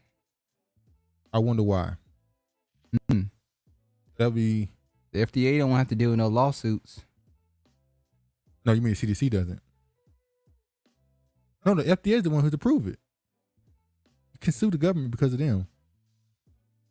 They got, you know what? It's so much confusing. They've got us confused right now. I'm so confused right now why they wouldn't be for it. Dealing the White House a stinking setback, a government advisory panel overwhelmingly rejected a plan Friday to give Pfizer COVID-19 booster shots across the board and instead endorsed the extra vaccine dose only for those who are 65 or older or run a high risk of severe disease. So anybody with diabetes? That's what they keep telling people. If you're diabetic, you need to get a vaccine shot. The twin votes represented a heavy blow to the Biden administration's sweeping effort, announced a month ago to show up nearly all Americans' protection amid the spread of the highly contagious Delta variant. The non-Biden recommendation for an influential committee of outside experts who advised the Food and Drug Administration is not the last word. The FDA will consider the group's advice and make its own decision, probably within days, and the Center of Disease Control and Prevention is set to weigh in next week. So the CDC is obviously going to be for it. The FDA can still say no. A surprising turn, the advisory panel rejected 16-2 boosters for almost everyone. Members cited a lack of safety data on extra doses and also raised doubts about the value of mass boosters rather than ones targeted for two specific groups. Then in the 18-0 vote, it endorsed extra shots for people 65 and older and those at risk of serious disease. Panel members also agreed that the health workers and others who run a high risk of being exposed to the virus on the job should be boosted too. So that's your seniors, your nurses, people who have your doctors, illnesses. People who have illnesses, diabetes and stuff. Your food service workers, if you work in a senior living, your housekeeping staff, if you work in a hospital or healthcare field. Yeah. Y'all, what they targeting? So I want to show y'all this quick story as well. Hold on. I want to show y'all this story. Central Illinois woman obituary blames unvaccinated for her death. So a fully vaccinated woman has caught the virus, died, and the family blamed the unvaccinated rather than the vaccine not working. Shouldn't they sue for false claims? Well, they can't because she took fire. She didn't take community. Oh, okay. That's the only way to sue for. So when you look at this, the story makes no sense. She said, "I took my parents to get a second jab, and we were all so excited," said their son, Mark Ayers. "We are a family that believes in science. We believe in masks, and we believe in vaccines. We were ready to go back to normal." But his mother, Candace Ayers, died nearly 6 months later following a July trip with her husband to Mississippi. Her birth certificate says she died of COVID-19. She was fully vaccinated. Her obituary in the local newspaper, in the State Journal Register in Springfield, Illinois, read in part, "Candace K. Kruger Ayers, 66, of Springfield, passed away on September 3rd, 2021 at St. John's Hospital in Springfield, Illinois. She was preceded in death by more than 4,531,791 others affected with COVID-19. She was vaccinated but was infected by others who chose not to be. The cost was her life. Now, how do they know that? We know that people who are vaccinated can spread the virus. So how do you know she was infected by someone who was unvaccinated? And how do we know that her being infected, she didn't spread it to other people? Well, it was once again them to use a Republican state to target. Because right here it's going to tell you that only 40% of Mississippi population was fully vaccinated by mid-September. Yeah. This could have all been avoided. Iyer said this could have been prevented by a few acts of kindness. They were in a state that had one of the lowest vaccination rates in the country. Getting the vaccine and wearing a mask for others. Had this not been done, she would be here today. She knew that before she went to Mississippi. They've been talking about it for months about how Mississippi is, unvaccinated and all that shit, and she still chose to go there. But So- I'm not understanding. She's fully vaccinated, got COVID, and died. Isn't that the fault of the vaccine? They told us if you take the vaccine and fully vaccinated, even if you get COVID, you are less likely to die. You won't die. But she got it, got COVID, and died. I guess the Most High just keeping us safe. We traveled and, we traveled and went to North Carolina. And, Well, all our family members are vaccinated. Yeah. They were spraying. They were spraying disinfectant in the air. Bill, things been looking so good, but things been looking so good and they kept them fully vaccinated. We just didn't have any thoughts of them going to Mississippi. The Delta variant was just hitting the radar. Breakthrough cases were rare at that point. Our worst nightmare came true. Yeah. The part about this that's the most insane is they politicized their mother's death. Yep. But she died and you made it about people that wasn't vaccinated. How much the Democratic Party offered them? So now in the newspaper, her obituary is going to be about COVID rather than her life.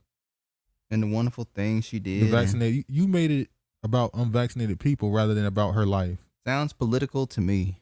So yeah. I found that story kind of strange considering she died fully vaccinated, but you're blaming the unvaccinated. Like, all right. We're no longer American citizens. We are the unvaccinated or the vaccinated population. Is racial ethnic groups gone as well?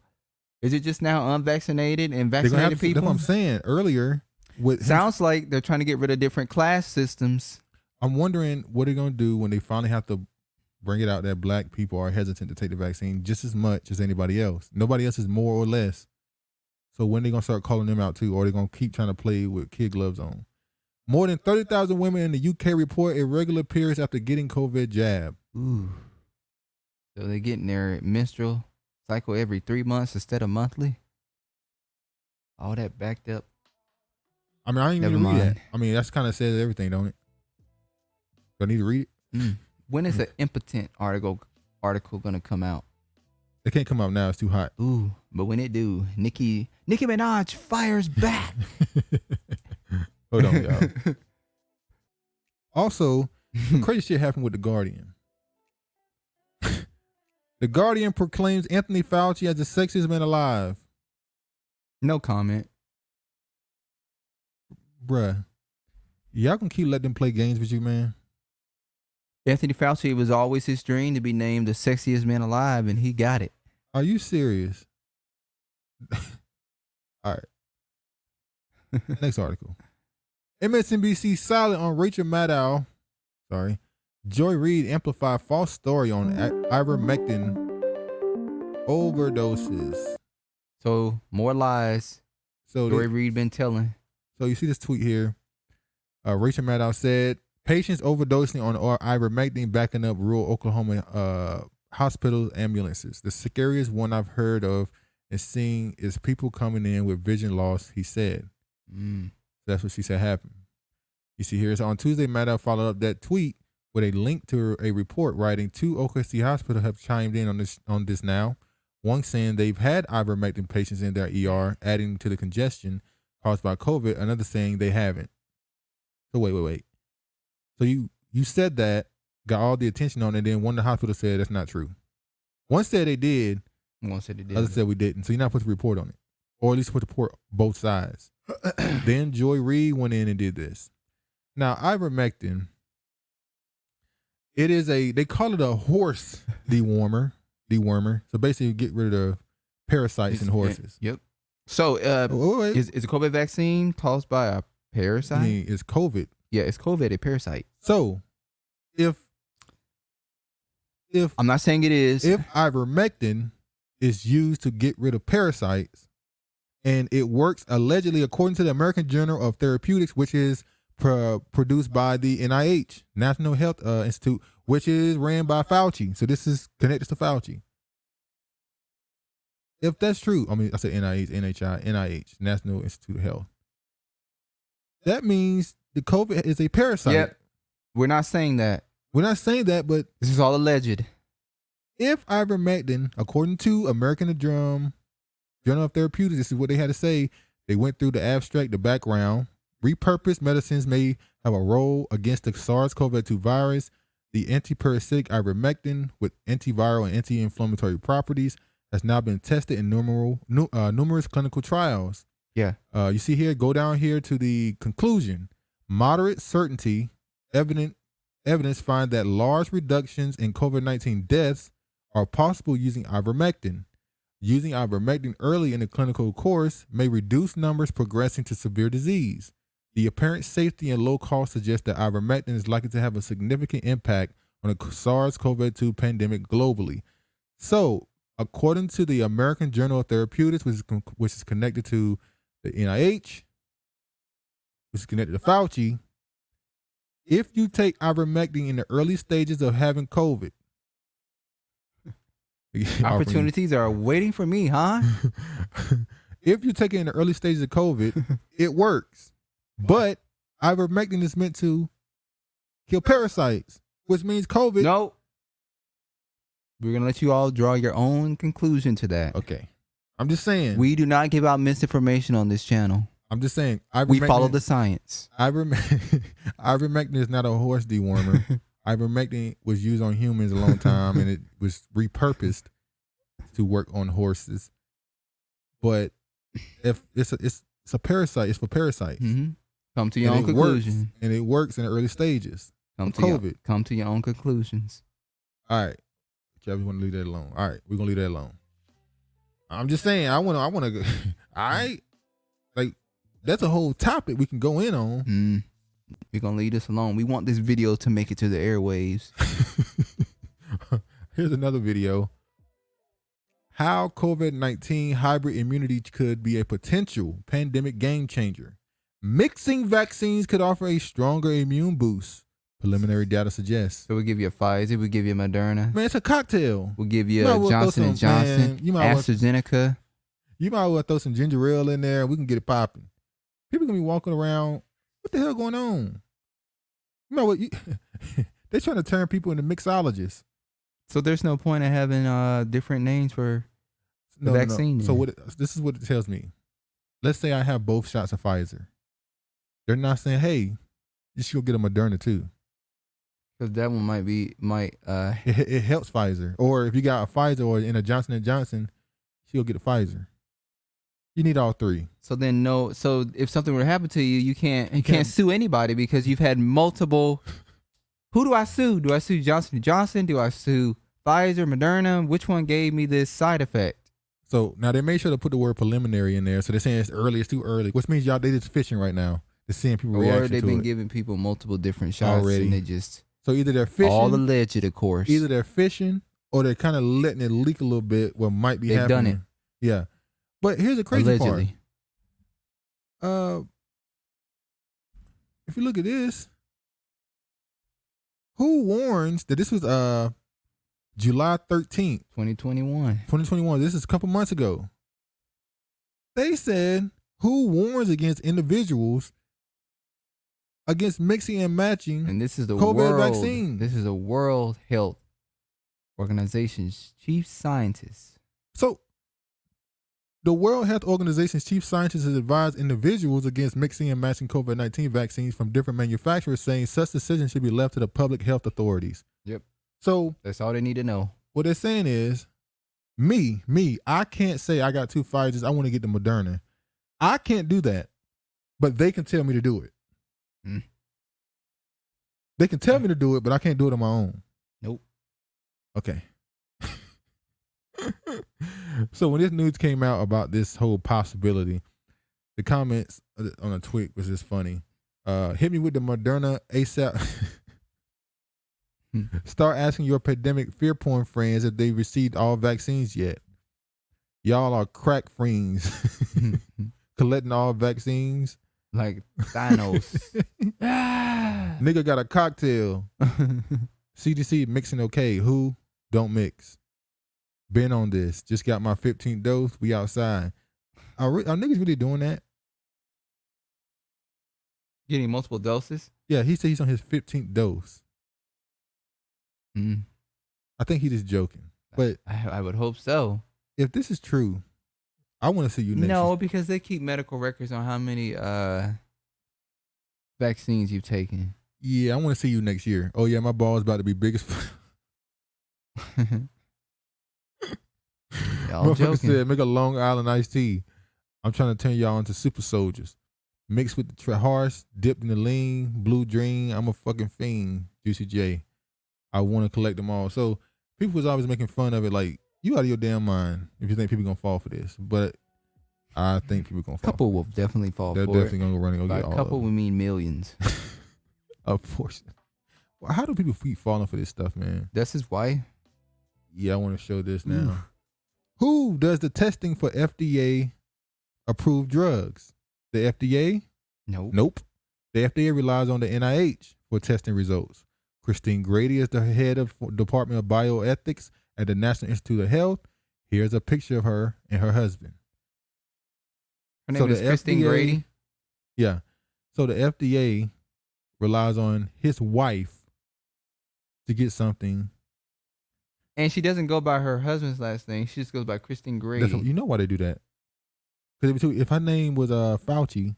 So he's controlling one sector and he has his wife controlling another other. sector. Yep.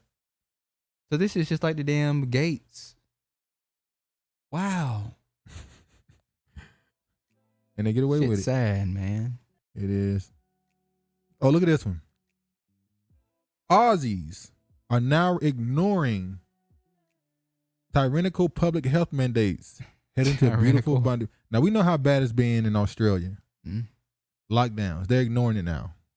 They're like, fuck that. I'm not doing this. Y'all can kiss my ass. But what's going to happen to them now that they're ignoring it? Oh, they're going to go down. They're going to crack down on them at some point. But I got to show you a video of them not giving a damn. Ooh. So a female Aussie officer tried to enforce the bill laws and got her ass whooped. The dude was sick of it. Let me show y'all this video.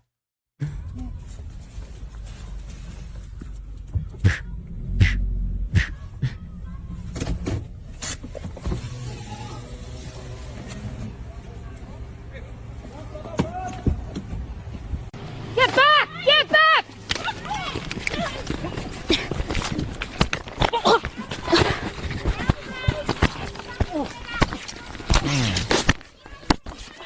Finish her. You can hear the blows hitting.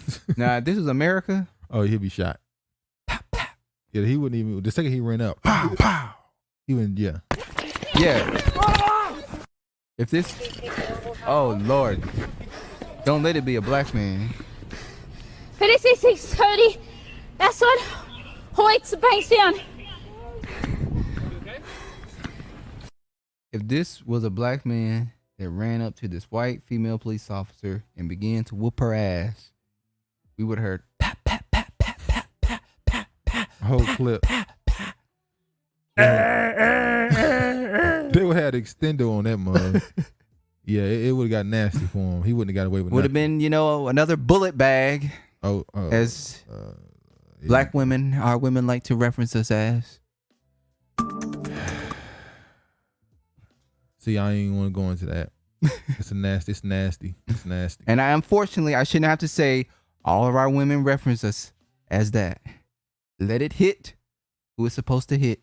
All right, let's move on to that. Speaking of bullet bag, let's speak on to somebody. You call the bite of a bullet bag? I can't even answer that. I was about to say You something. sure can, because it's damn Secret Service, FBI. I can't even say nothing. Joe Biden's checkered history be at the door. of race relations exposed in new book. So there was a book written. He getting his memoir out early, huh? This ain't his. It was a investigative journalist wrote this. You know, people will write a story about somebody else's life.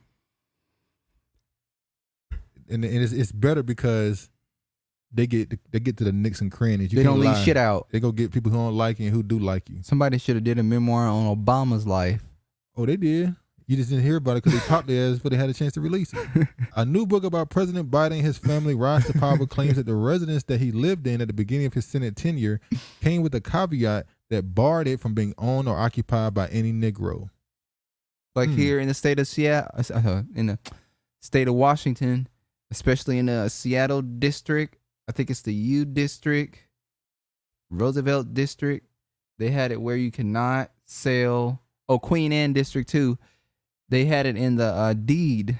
When they sell you the house, you can't have a Negro. You can never sell it to a Negro. That's called keeping it in. That's redlining. Yeah, it's called keeping it amongst your people.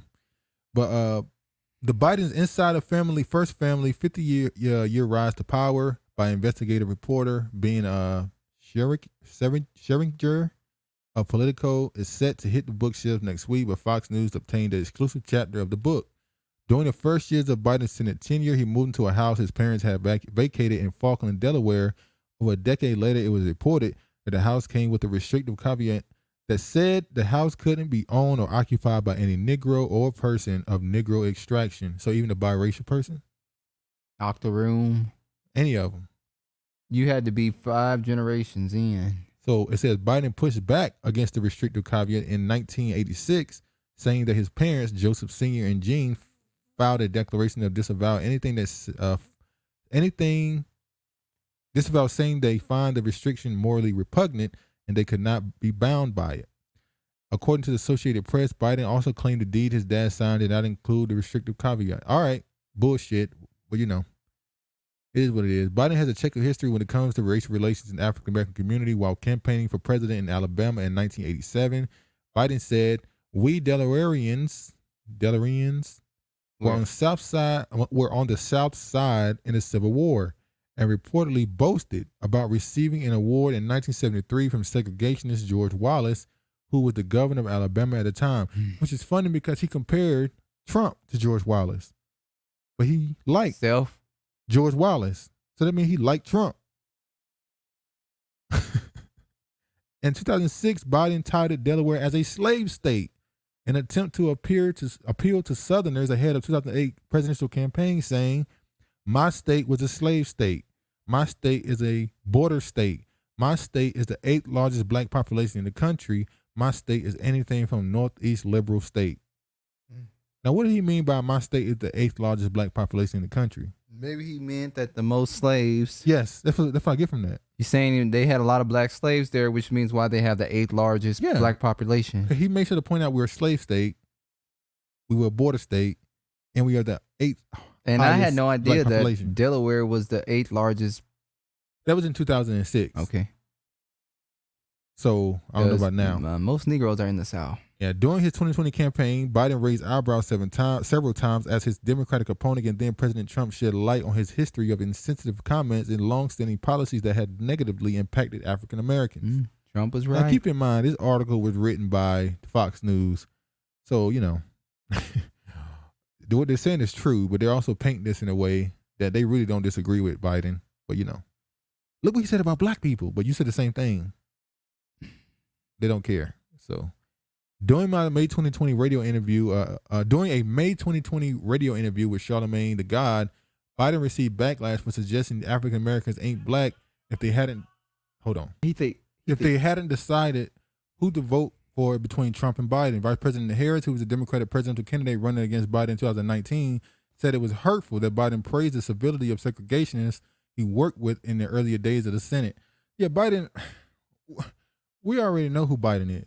Biden he's one of those dudes who has support from the Dixiecrats and all the other stuff. But something else came out. Just like what's his name? The turtle-looking one. Oh, I forgot how you say his name. The Out Republican. of Kentucky. I forgot his name. Mitch McConnell. Mitch McConnell. Just like Obama, I own slaves. That's what Biden gonna say. Just like Obama, I own my family owns slaves. Biden's ancestors own enslaved people, genealogist says. But how do y'all didn't say this? All right, we know why.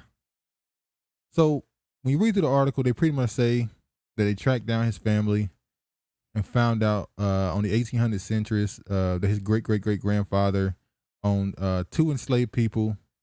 And another great-great-great-grandfather, Thomas Randall, enslaved a 14-year-old boy in Baltimore City. Mm.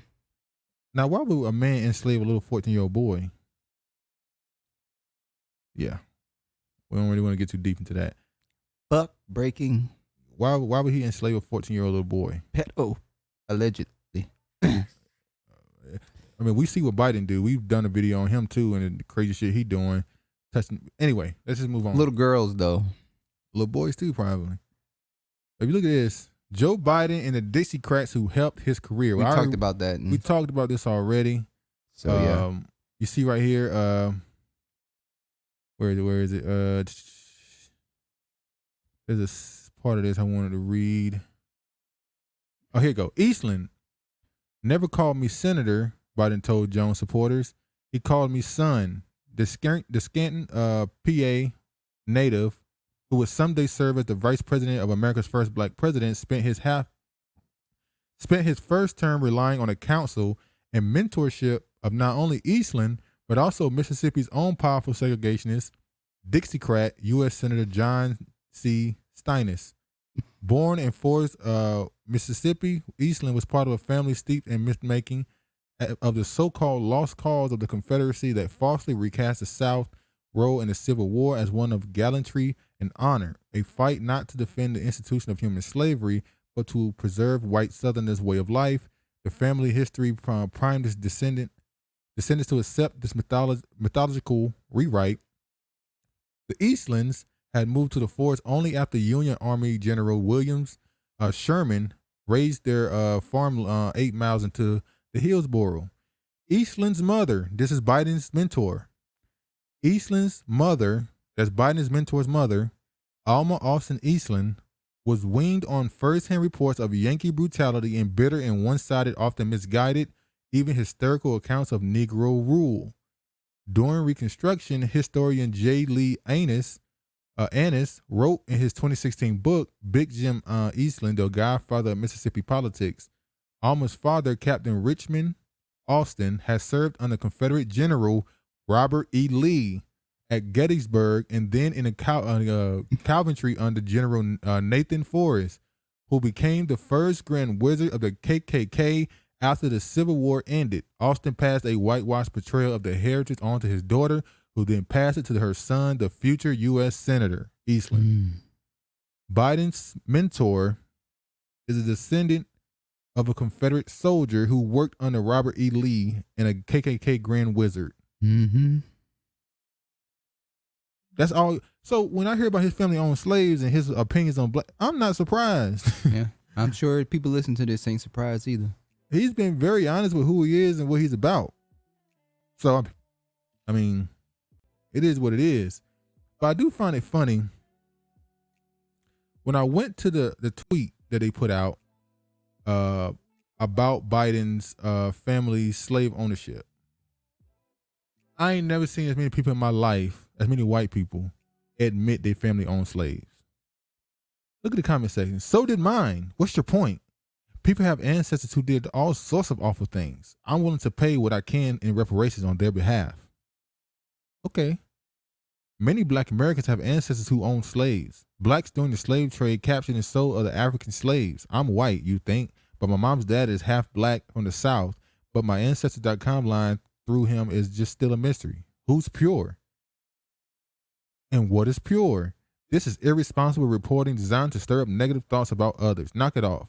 Many of us want to get back to one America, busy learning about the appreciating others. Stop with your petty reporting. Now, If this would have been Trump, that came out and said his family owned slaves, they would have been on his ass like white on rice. These are your liberals saying this. These are liberals. These are not your conservatives. Yeah, this is kind of common for white Americans. This is such clickbait. It's not even funny. Seriously, the Hill, majority of white Americans dead. What is the point of this? Huh? We just supposed to forget about it, I suppose. Okay, so this is a black woman. Okay, so like most wealthy white Americans, how many of them have become president or even enter the political process to aid black folk?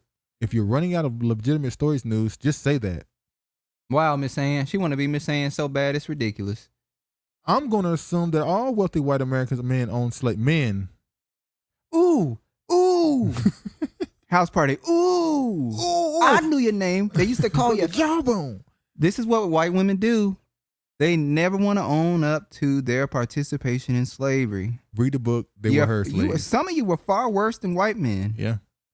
Sadly, so did mine. Thankfully, we evolved. What? They are admitting. So did mine. But his grandson also fought for the Union. It's history. It don't define us. Yes, it do. And somehow this is his fault? Wow. Biden himself never owned slaves. So what's your point? These are your liberals. So how's that relevant to the president? These comments are very telling. But when the topic of reparation comes up, where all of a sudden start hearing, my ancestor didn't own slaves. Finally, a black man had to come in. His name is Truth Be One, so Black Truth Be One. So you know he owned. Blacks also owned slaves in early South Carolina. Learn more of the history. So as he said, when people start talking about reparations, these same people will say, my family didn't own slaves. But because Biden's family owned slaves and they want to defend him, they say, well, my family owned slaves as well. I told you they're fucking crazy. Like they pick and choose what's right and what's wrong. Well, he didn't move on. So move on. Nothing to see here. And so what? So what? Yeah. White people own slaves in America. Therefore, many white American descendants from slave owners. That's not a secret. What's your point of publishing this? Good. Let's talk. So good. Let's talk about reparations. Remember when slave owners got reparations for losing their property, and we sitting here like, what? Why the fuck is this even a story to begin with? 160 years ago, who's living rent free in people's land, in people's head? Biden's ancestors enslaved black people, enslaved African people. They're gonna correct that again. Native more than. They're not gonna go for that one. But I just find it funny. There's exceptions. How to many certain white people admitted my family owned slaves too? Good, because when we need that, all them tweets that get brought cash up. payout. All that's gonna get We're brought gonna up. look up the name. We're gonna remember the name. That tweet. We don't want to hear shit about the taxes and all that bullshit. You said your family owned slaves. You said it on social media. Bullface. When it comes time to pony up the dough, we're gonna need you to pony up that dough. The first woman did say she's willing to, or he or she said they're willing to pay their part. So the first person knew what they was getting themselves into. But everybody else, I don't think they understand. She should have forewarned everybody else. I don't think they understand what they were admitting. They were directly admitting their family owned slaves, which means if reparations is something called for, I don't know. We on with that HR 40 bill. No time damn soon. Black Americans can now trace their family tree with the help of millions of digitized Freedmen Bureau records. And this is very interesting. So now they found a way to, this is ancestry.com. I need to go on there. To help Black Americans trace back their lineage through the Freedmen's Bureau. So I would imagine that the record of slaves, basically, which they said didn't exist. And we've said on this podcast. So they digitized records. We've said on this podcast, it's not hard for you to go back and find out whether you're an American descendant of slavery or not. They kept all those records. It was literally buying and selling. They have to keep receipts. They have books of this stuff. How many they own, how old they were.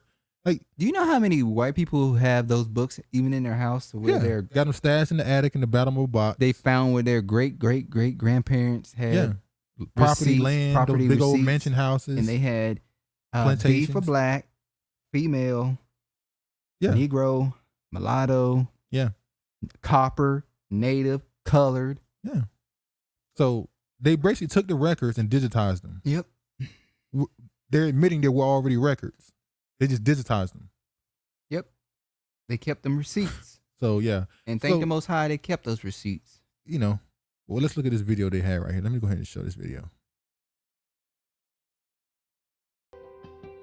In 1865, Congress passed an act to establish the Bureau of Refugees, Freedmen, and Abandoned Lands. The intention of this act was to help provide food, medical care, shelter, land, and more to newly freed African Americans. The details in these records are incredible and provide a huge opportunity to learn more about ancestors that were previously enslaved, as well as about their early lives right after emancipation. To help support the usefulness of these important records, Ancestry is unveiling a collection of Freedmen's Bureau and Freedmen's Bank records totaling more than 3.5 million records available to everyone for free. The four most important records in this collection are labor contracts, lists, letters, and marriages. Labor contracts are so helpful when researching the Freedmen's Bureau because you get incredible things like who owned the land or who was leasing the land, and who was working the land and the rate at which they were being compensated and paid. The lists within the Freedmen's Bureau are absolutely astounding. You can find things like people who are literally 100 years old getting rations in the year 1866. If you do the math, those individuals were born before the founding of the United States.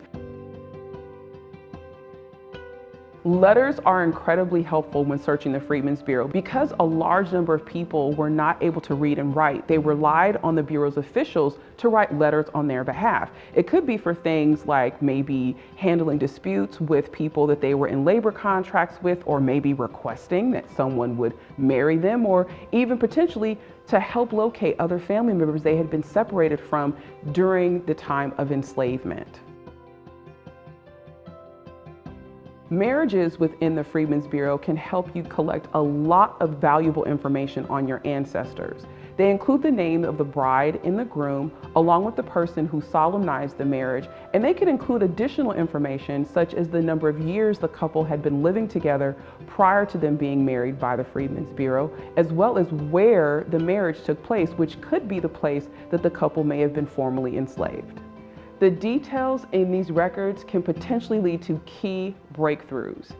It can also create leads to find a former slaveholder, and it also can provide a new perspective on their lives right after emancipation. All right, so we got that. What do you think about it? I plan on checking it out. Well, yeah. Yeah. We'll see. We'll get back to y'all and let y'all know for sure if this is useful. Yeah. Next topic. Hold on. Let me.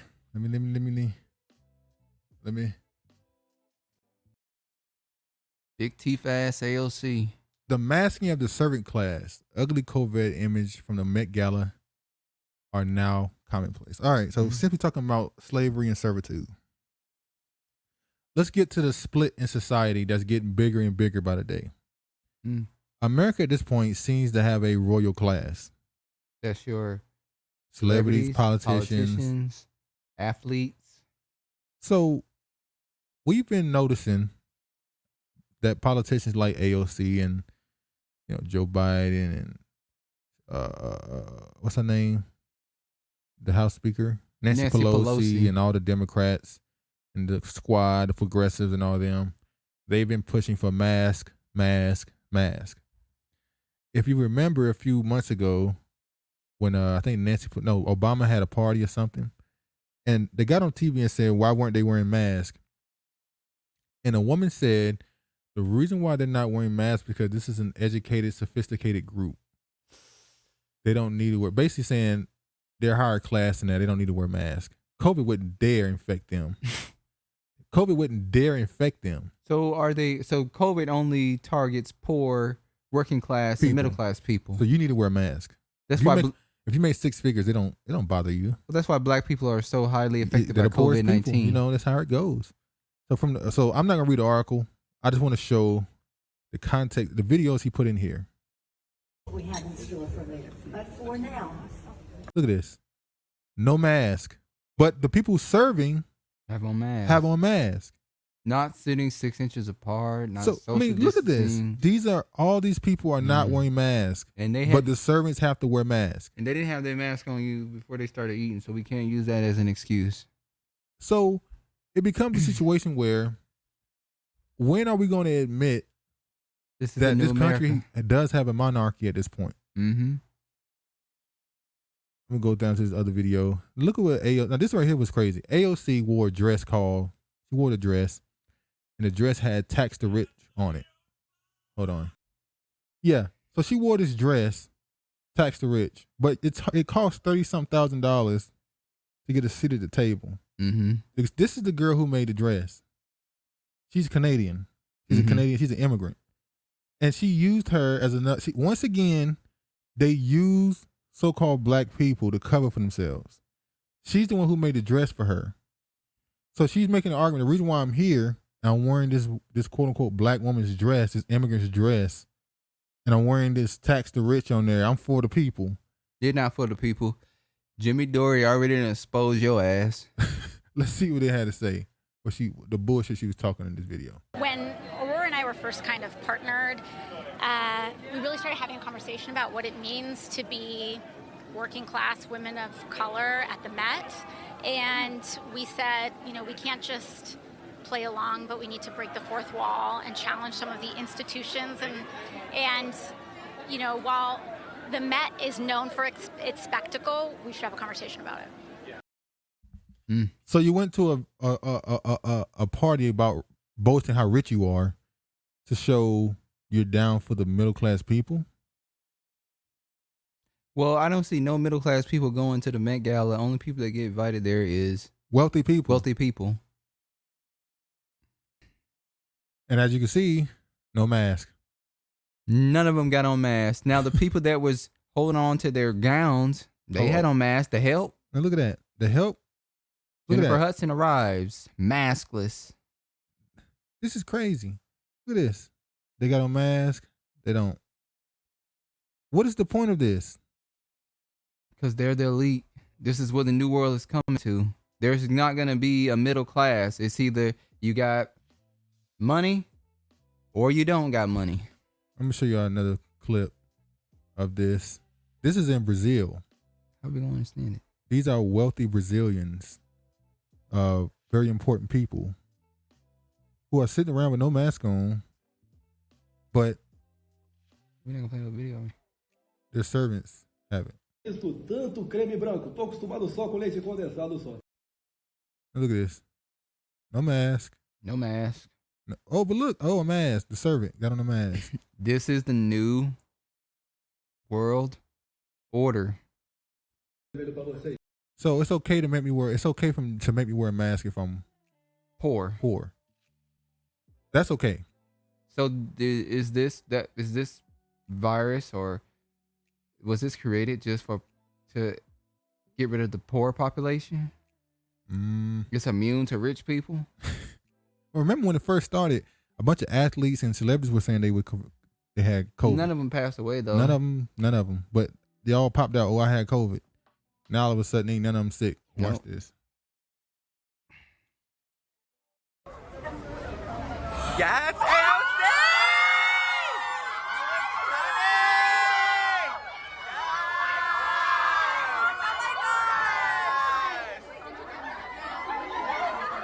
Like you have to be a dummy to support AOC. She didn't even try to get the Medicare for all bill.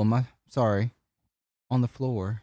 Now, what's funny about this is she's a socialist, or democratic socialist, they would say, and she has a woman or man, whatever, carrying her dress as she walks to the car.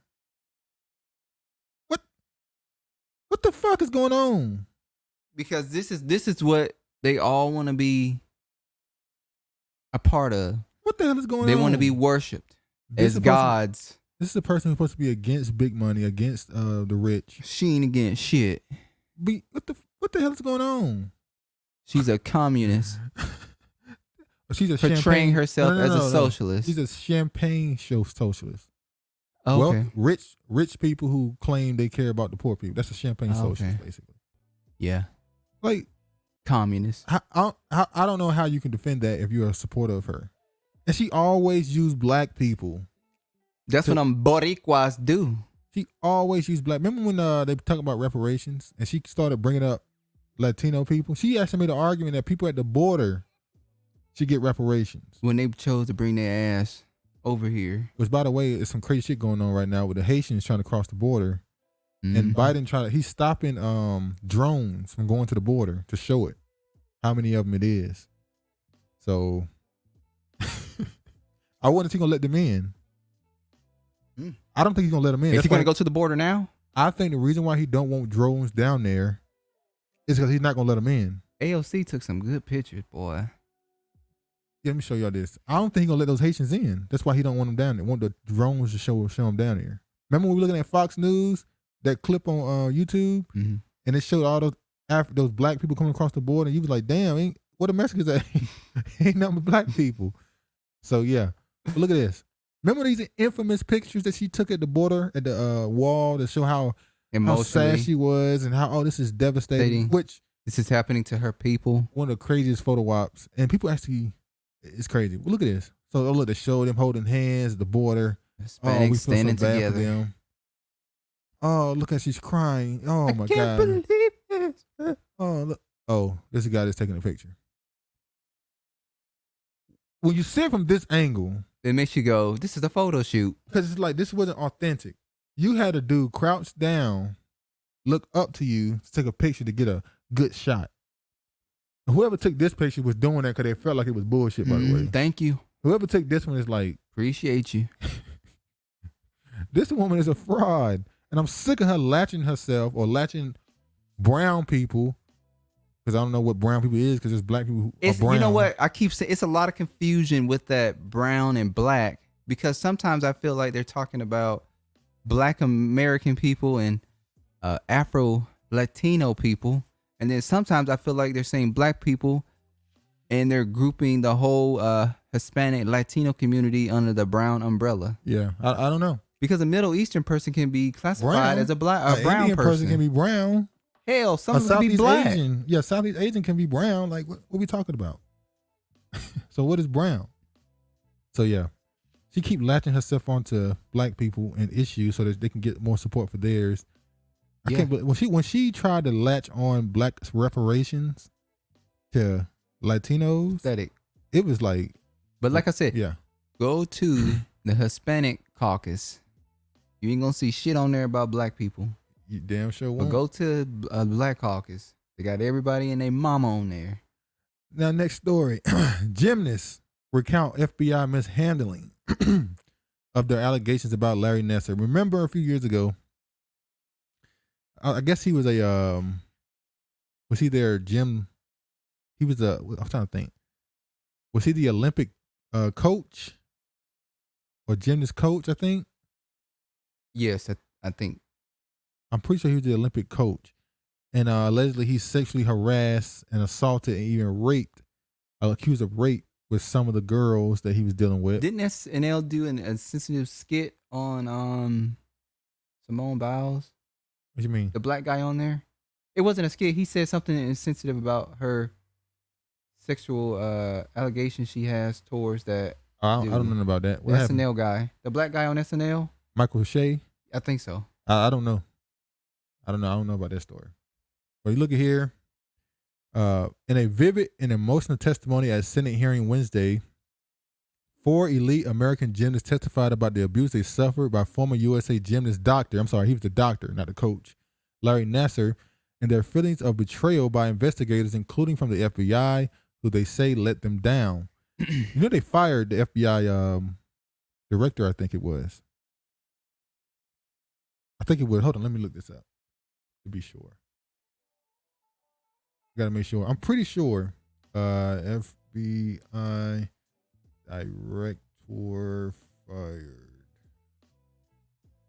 No, not that one. No.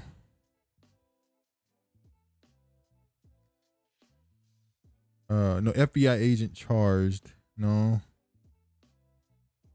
FBI director charges. Yeah, there you go.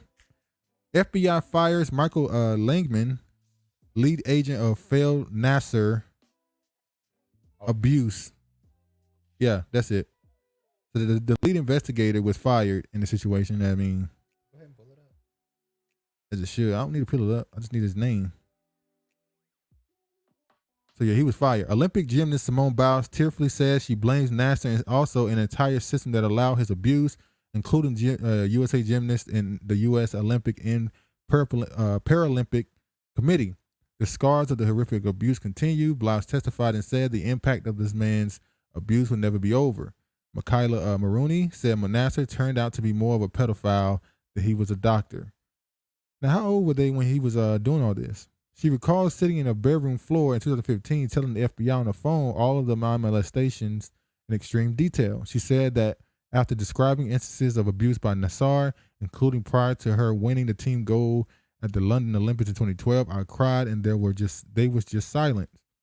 On the phone of the FBI agent, she said the FBI was then falsified her statement and said the agents involved should be indicted and criticized Deputy Attorney General Lisa Monaco for not appearing at the hearing. I'm tired of waiting for people to do the right thing, Maroney said.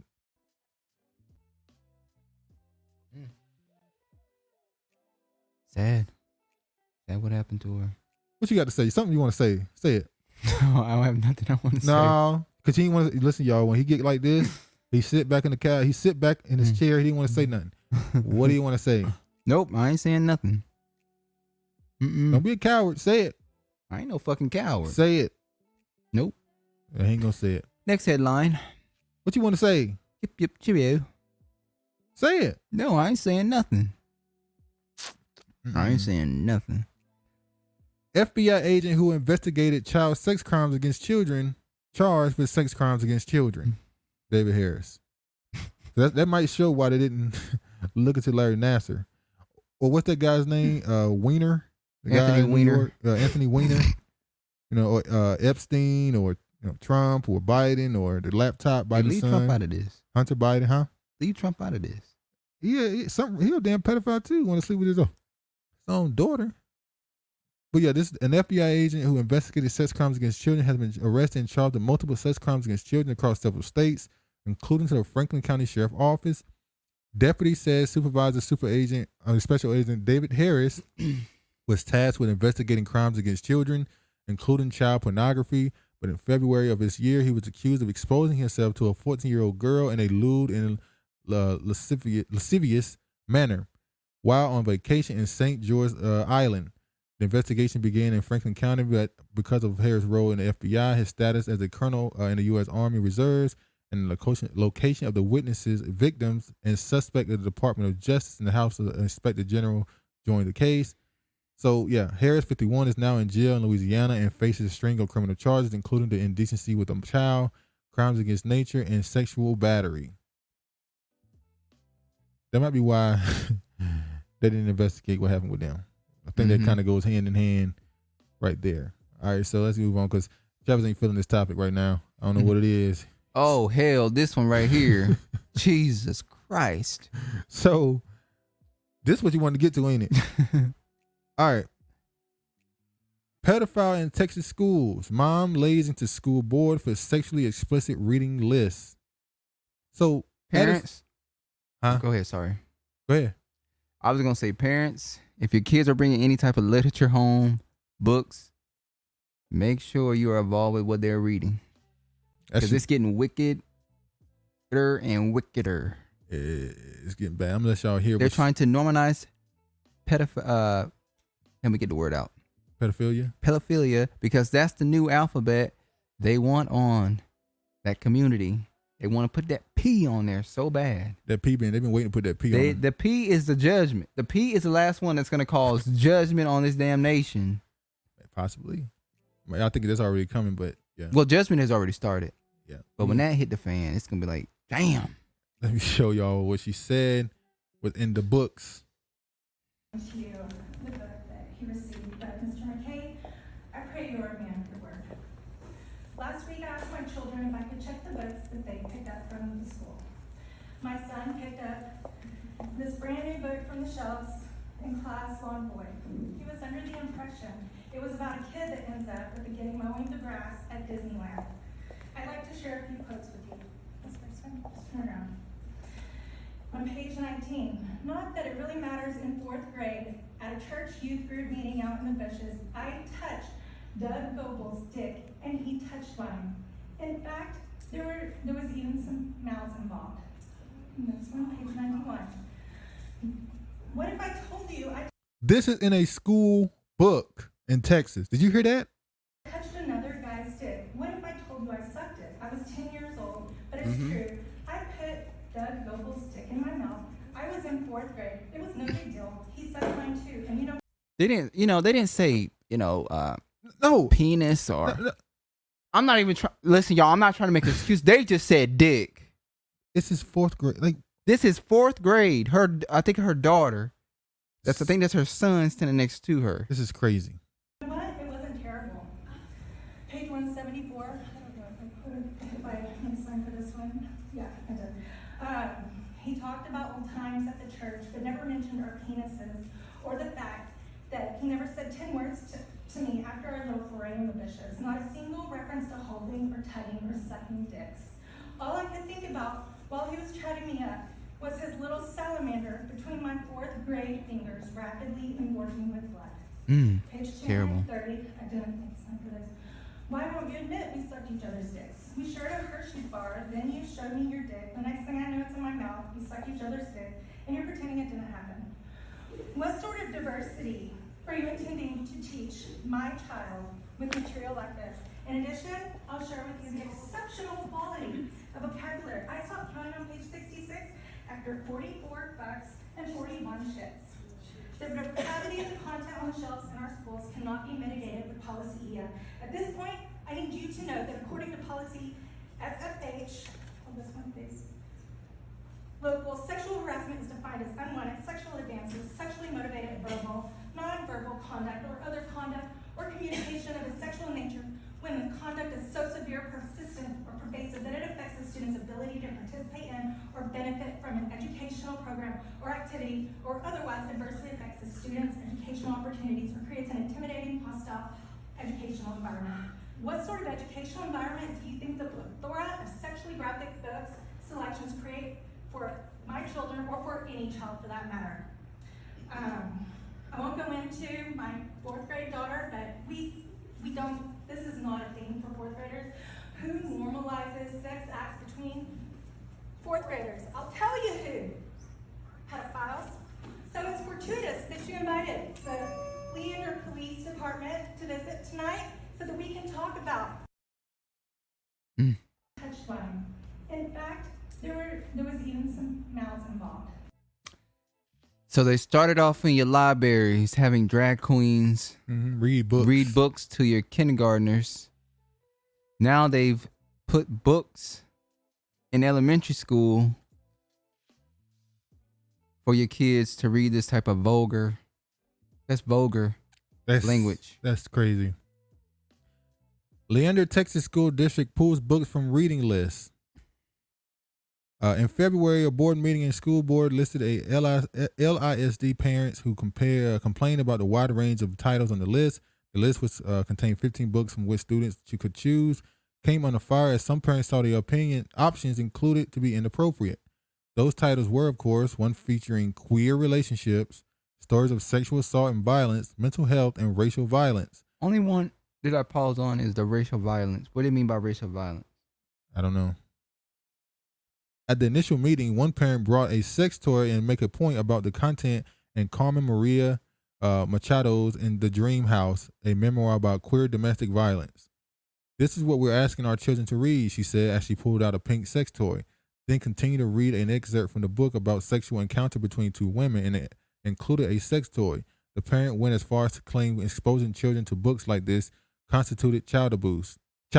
That's not a claim, that's true. Yep. After the meeting, the 15 books on the list were pulled to be reviewed through the district's reconsideration process. The LISD stopped the student book club and assures parents that they would not return until each was approved to use.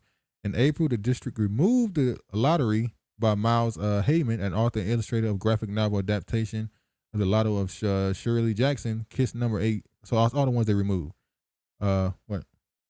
I was just gonna tell you to, just say books. Okay. There's a lot of books to go through. Yeah, so basically they got rid of a lot of books. They fought to keep them on there. PMA of America led a campaign to reinstall the books when the challenges first arose, and they continued their fight to ensure access to these essential and important texts for LS. So I guess this article agreed with them. I think we all agree with them. No. They agree with them trying to keep the books. Oh, no. This article is on their side, I think. Not keeping the books, getting rid of particular ones. Yeah. It seems like they're actually agreeing to article. I have to see the mental health and the racial violence ones. Oh yeah. They're asking to be removed. We'll see. We know they're trying to erase some history. Yeah, breaking Hudson mayor demands all school board members resign or face popular criminal charges over high school course material that he said a judge called child pornography. I'm going to give you a simple choice. You either choose to resign or you choose to be charged. Honestly, there should only be one option. Yeah, you should just be just be charged because they're just going to go to another district and get hired by another. And push the same thing on. Exactly. Earl, members of the board, my name is Craig Schubert. I'm the mayor of this city.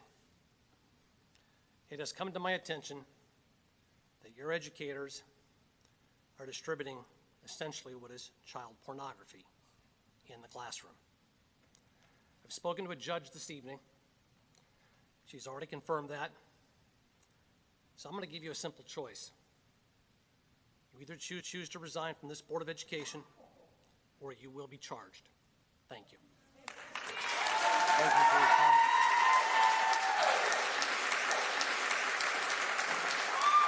Sorry. There should have only been one option. He's giving him a way out. Exactly. It should have been cops coming in there behind him, arresting their asses. Now, we brought those stories up for a reason. We talk about stuff that deal with black people, but black people are into kids. Black students are in these schools learning these same things. So it goes to this. I saw this right here. She said, this is the third video that popped up when I searched baby videos on YouTube.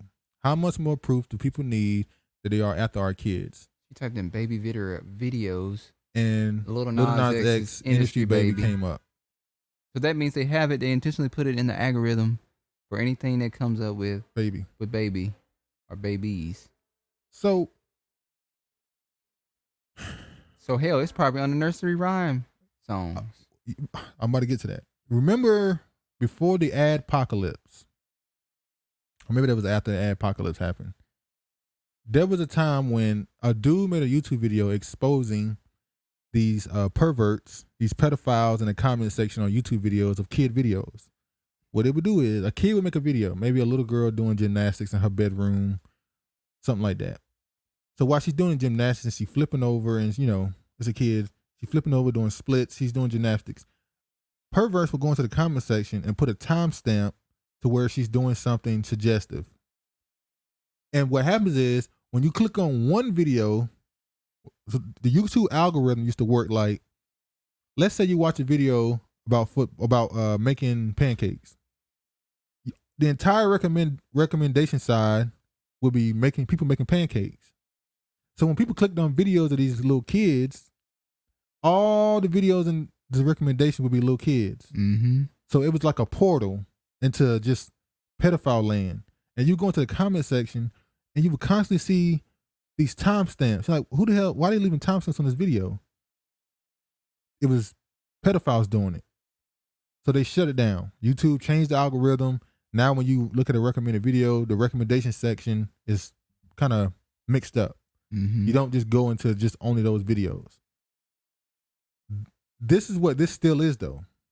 When you look up baby videos and Little Nas X pop up, what the hell? So what happens when an 11-year-old gets on here and they're looking up something their own? A 12-year-old. They're looking up cartoons or something like that, and this pops up, or something even worse possibly.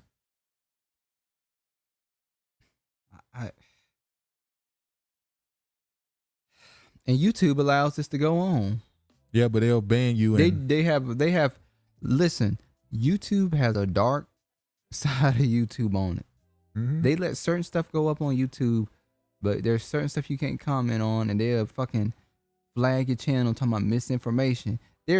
We complain about this all the time, how there is way more comments that come in on our videos, but they are deleted by YouTube. Yeah, they just delete comments. And some of the shit that they delete, I'd be like, that's not even. I've seen worse. Way worse. Way worse. But that goes to another thing. They're pushing this in the schools. They're pushing this throughout society on your children. But we also got to remember what they just did in Texas, the abortion law. And in this video, they let a black man. So, and the abortion law happened in Texas, where after 6 weeks, after 6 weeks of pregnancy, you cannot get an abortion.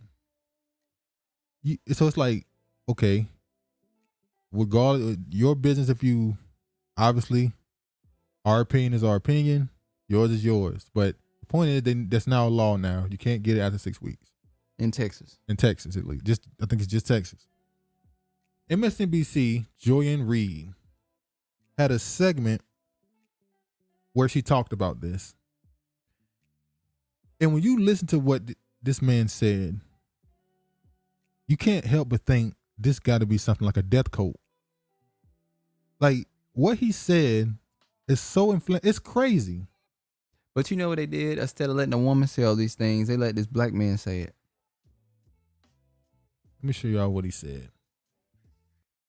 We need to go and get women in Texas and protect their constitutionally protected medical rights. And the way you do that is that you deputize doctors. You federalize doctors. You create, through an executive order, an army of federal doctors who are going to go into Texas and protect the Constitution by consulting women about their privacy rights and their medical history. That, by federalizing the doctor force, that would protect those abortion providers from the Texas law, which, as we all said, it's a bounty system. Only private citizens can enforce it. Well, you know what? Federal officials are protected from private civil actions by qualified immunity, which I don't like, but you know.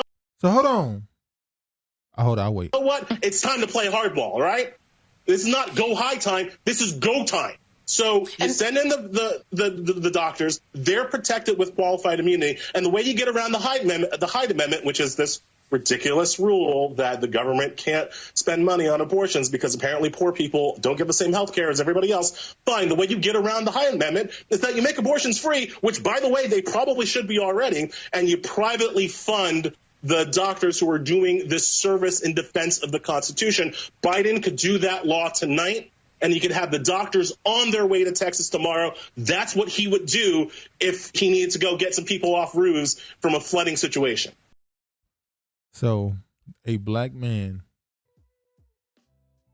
just made the argument that you should give doctors qualified immunity so that they can't be charged with the bounty system, quote unquote, that Texas has with citizens being able to report doctors from giving abortions.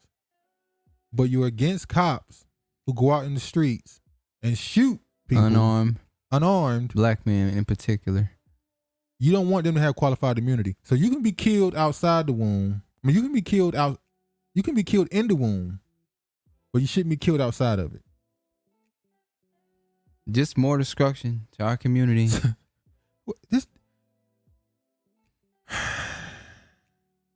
It's sad. It's really sad. He's fighting for more black babies to be aborted. For more death. It's crazy. It's crazy. You can't even make sense of it. But this is even worse. This next story is even worse. And look at this. Meet the doctor who did 67 abortions the day before the Texas ban. So a day before the ban came down, this doctor was a part of 67 7. Had to sacrifice abortions. more babies to buy all the mole. So what that means to me is the women who were pregnant, who knew it was coming, they said, I better get rid of it now. I won't be able to get rid of it tomorrow or whatever. So that means if this rule didn't come down, they might would have waited another week or two. Yeah. So they rushed. I got to hurry up. Get this one in. Get one more in. You know, they say as a man you shouldn't have an opinion because it's not your body. That's some bullshit. It's the society that You I'm sit part here and you of. think, how can you see a life? You know there's a life growing inside you, and you choose to end this life. I ain't even got to read the article. You know, he made this excuse that when he was in Kenya, he got ran out of Kenya because they said no, anybody that's not black got to leave. So he left there and he saw a woman who was pregnant die because she had to have a back alley abortion, and it led to her death. So now he comes to America and I'm going to give people That's her. That was. I'm going to give people the access to kill their babies and still live. Terrible. So yeah, that whole thing is just crazy. So in the schools, they're teaching your kids about queer this and gay that and transgender this. Depopulation. But they also trying to kill your baby. But speaking of death and the dominant society's wickedness, this country is so wicked. Let me show you some other wickedness. You saw this, didn't you? This is some wickedness for your ass. Now, in this video, nursing school doesn't prepare you for the number of elderly patients who will casually confess to decades-old murders. So people will be on their deathbeds, or at least older, and they'll just admit the crazy stuff to me. I've heard stuff like this before. They'll just admit crazy stuff to you because they don't think it matters anymore. They'll just admit, I robbed a bank back in the 70s. I killed somebody. I killed my wife. I killed somebody. I killed my mother and all that other stuff. Now listen to what this woman said was revealed to her.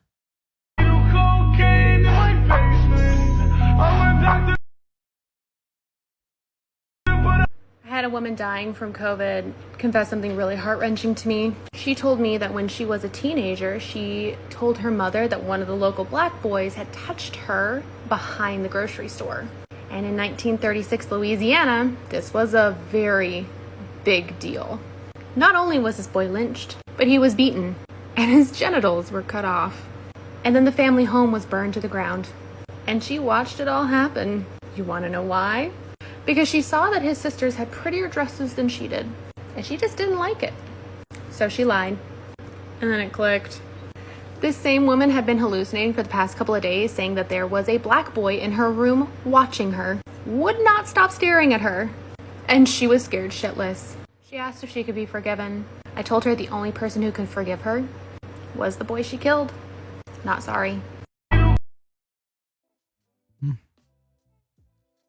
I've made my case about this happening over and over throughout history. White women accusing black men of touching them, raping them, doing something inappropriate to them. And they get lynched, they get killed, they get drugged, cities get burned, towns get burned, neighborhoods. It's the same story over and over. And the sad part about it is the little black boy didn't have nothing to do with it. She was jealous and envious over his sisters, but somehow he got the judgment. Ain't that sad? It's crazy. She was jealous of his sister's dresses, so she told her parents that he touched her, and they not only lynched him, they beat him, and they castrated his genitals. It's the level of rage. That's why when it says there will be blood up to the waist, that's how bad it's going to be. Yeah, I ain't even gonna stay on there that long. It's sad. Let me show y'all this. And another sad story. This one ain't that sad. This one actually funny. This is how pathetic they is, and they get caught. I mean, look at this. Look how they portray the white woman. Yeah, the innocent. nurturer. This child was lost during a violent riots in Philadelphia, wandering around barefoot in an area that was experiencing complete lawlessness. The only thing that this Philadelphia police officer cared about in that moment was protecting this child. We are not your enemy. We are the thin blue line, and we are the only thing standing between order and anarchy. That's a good old, nice little PR stunt, ain't it? That's beautiful. Mm-hmm. Turns out the city of Philadelphia will pay $2 million to a black woman who was pulled from a car, beaten by officers, and had her toddler used for social media fodder by the police union. And that's not the first time they've done that shit. It was something I remember. There was a story on Facebook where they did the same thing. A white woman saying how she rescued this black little kid and did all that shit and found out it was bullshit. The National Federal Order of Police shared a photo of Rakia Young's son, claiming he was lost after Philadelphia police beat her and took the child. Do you know they beat you, took your child, and then said that, "Oh, we're protecting you. We're protecting your child." Always paint you out to be the savage. I will never forget what those officers did to us that night, Young said in a recent news conference. For them to portray me as this type of mom who wouldn't know who or care where her child was while chaos was happening all around is very hurtful. All to promote a political message of fear of black people and civil protesters. Our physical injuries may heal, but the pain of seeing those images of my son in the arms of an officer that had horrible caption that horrible caption written to describe that picture may never heal. Young is seeking more than $50,000 in damages in her suit. As her attorney says, she endured harassment, anxiety, depression, and damaged reputation as a result of the social media posts. Young filed a lawsuit on September 9th, just days before it was announced that the city of Philadelphia had agreed to settle on earlier lawsuits stemming from an attack and wound up paying her $2 million. Additionally, after the investigation, 2 officers were fired and more than a dozen others were awaiting disciplinary action, according to the New York Times. So, this is her video here. My schedule changes every semester. So never mind. Not watching the ad right now. Yeah. She got her money, but still, it's bullshit, man. How is this constantly allowed?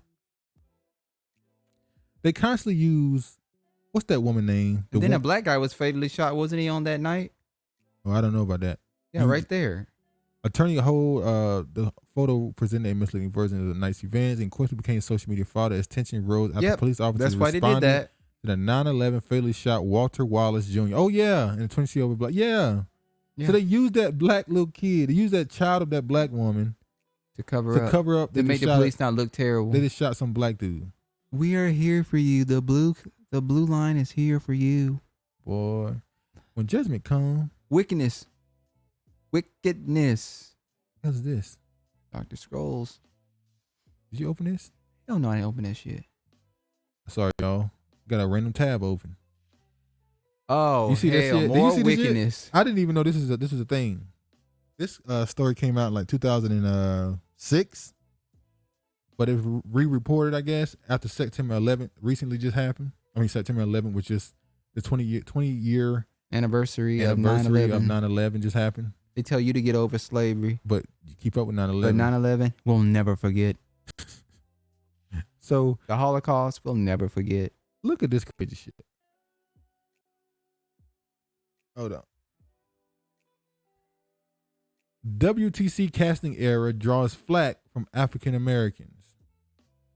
A hero of another color in Oliver Stone's World Trade Center has some people again balking at the whitewashing of black character in a Hollywood film. Jason Thomas of Columbus, Ohio, helped rescue port attorney police officers John McLaughlin and Will Germino on 9/11. In Oliver Stone's movies, World Trade Center, a white actor was cast to portray Thomas. Why do you think they did that? Because hero movies dictate your culture, how you define yourself, and masculinity, hero worship, everything stems from that. White men are the heroes, and they are the patriotic people for their country. Yeah, they are the patriarchal as well. All black men do is they harm the community. Yeah. They put nothing into the community. They're not heroes. They're just what are they breeding bucks. Yeah. That's all they do. This time it's the character of Marine Sergeant Thomas, one of the 2 former Marines who helped rescue New York Port Authority officer Will Gennaro and This is scanned down right quick. So instead of heading to class at the John film producer Michael Schemberg apologized to Thomas for the racial inaccuracy of the film, saying they realized the mistake only after production had already begun. That's a fucking lie. Y'all believe that bullshit if you want to. The apology came a bit late as Paradise Gray 42 and Wilkinsburg, who sent out emails to hundreds of thousands via African-American list servers and internet groups such as the Love for Self network yesterday, calling for a boycott of the film. You want to apologize to me? Mr. Gray said, stop it. Black men are so rarely are portrayed or presented as heroes in popular culture and the media that when the opportunity to do so arises, they should be, he says. The devil the Bible speaks of. He also criticized the black community for not speaking out more. The Jewish community mantra is never forget, while the black community's mantra is forgive and forget. That's true, sir. He said the black community should speak up every time this happens. I agree. Yep, sir. We agree with you. That's why we speaking up about it right now. We got you, homie. Oliver Stone is tracing the casting recall. Look at this.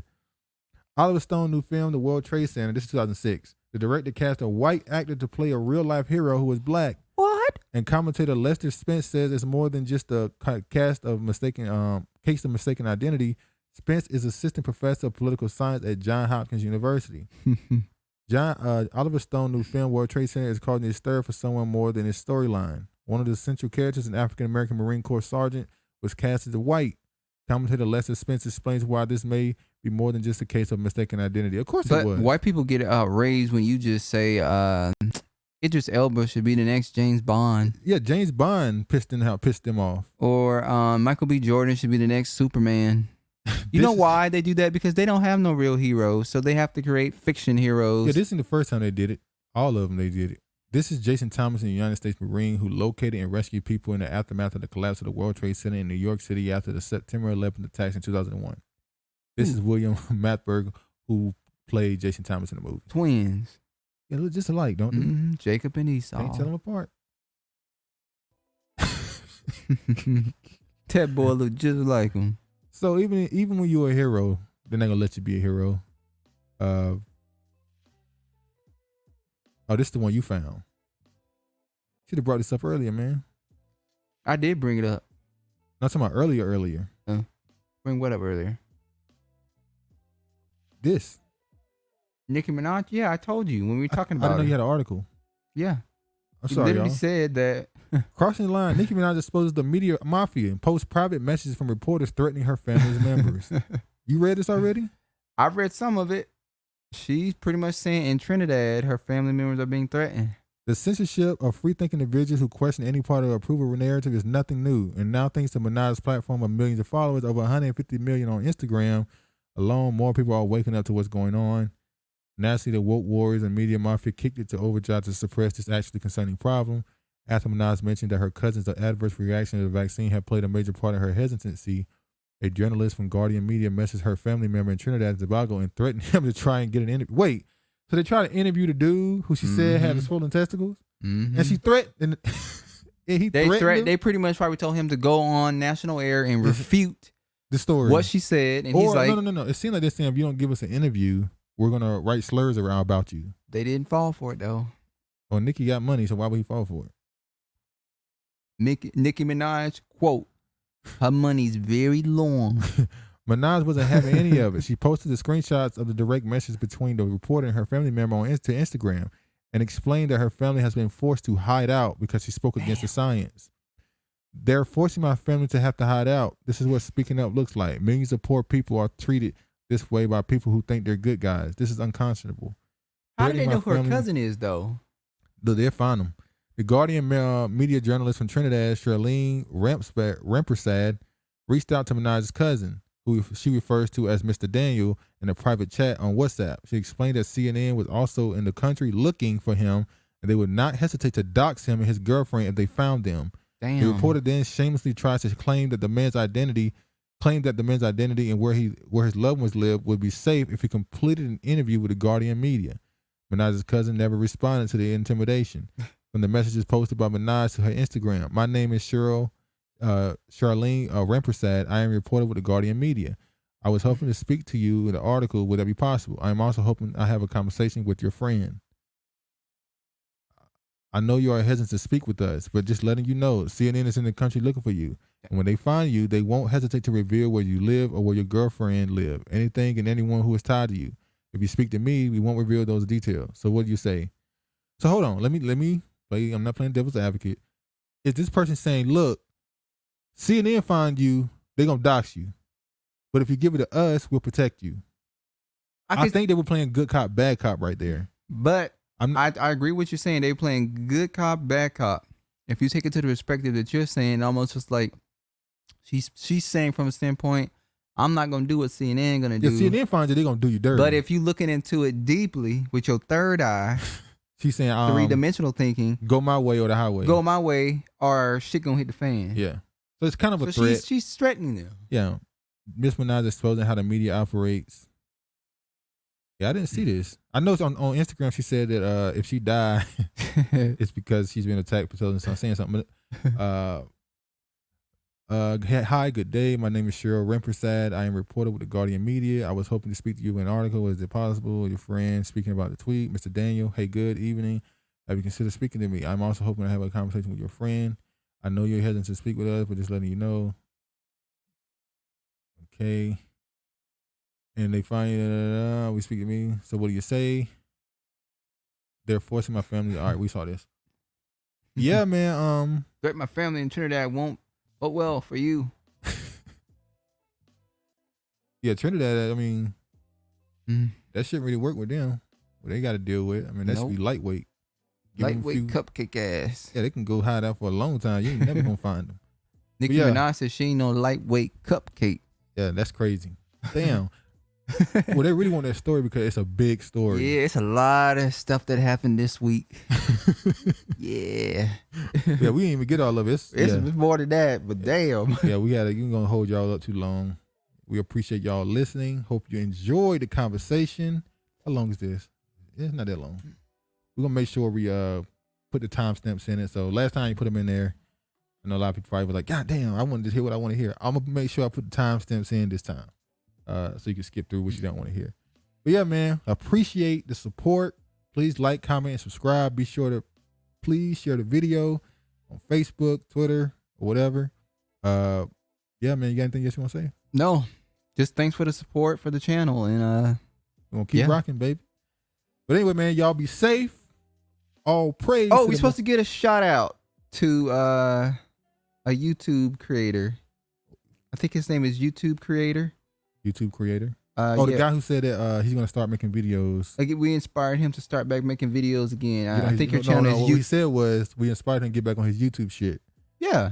What are you gonna say? How he said it? Yeah. We're not gonna... I think his name is a YouTube Creator. He's in the comment section on one of our channels. Go support. Yeah, brother. I forgot his name, but it's YouTube Creator. It's YouTube Creator. It's YouTube Creator TV. Okay, so yeah, that's him. Shout out to you, brother. Hopefully, shout out to any family members that's watching us too. Yeah. Shout out to y'all. But anyway, man, be safe. All praise to the Most High, and peace, man.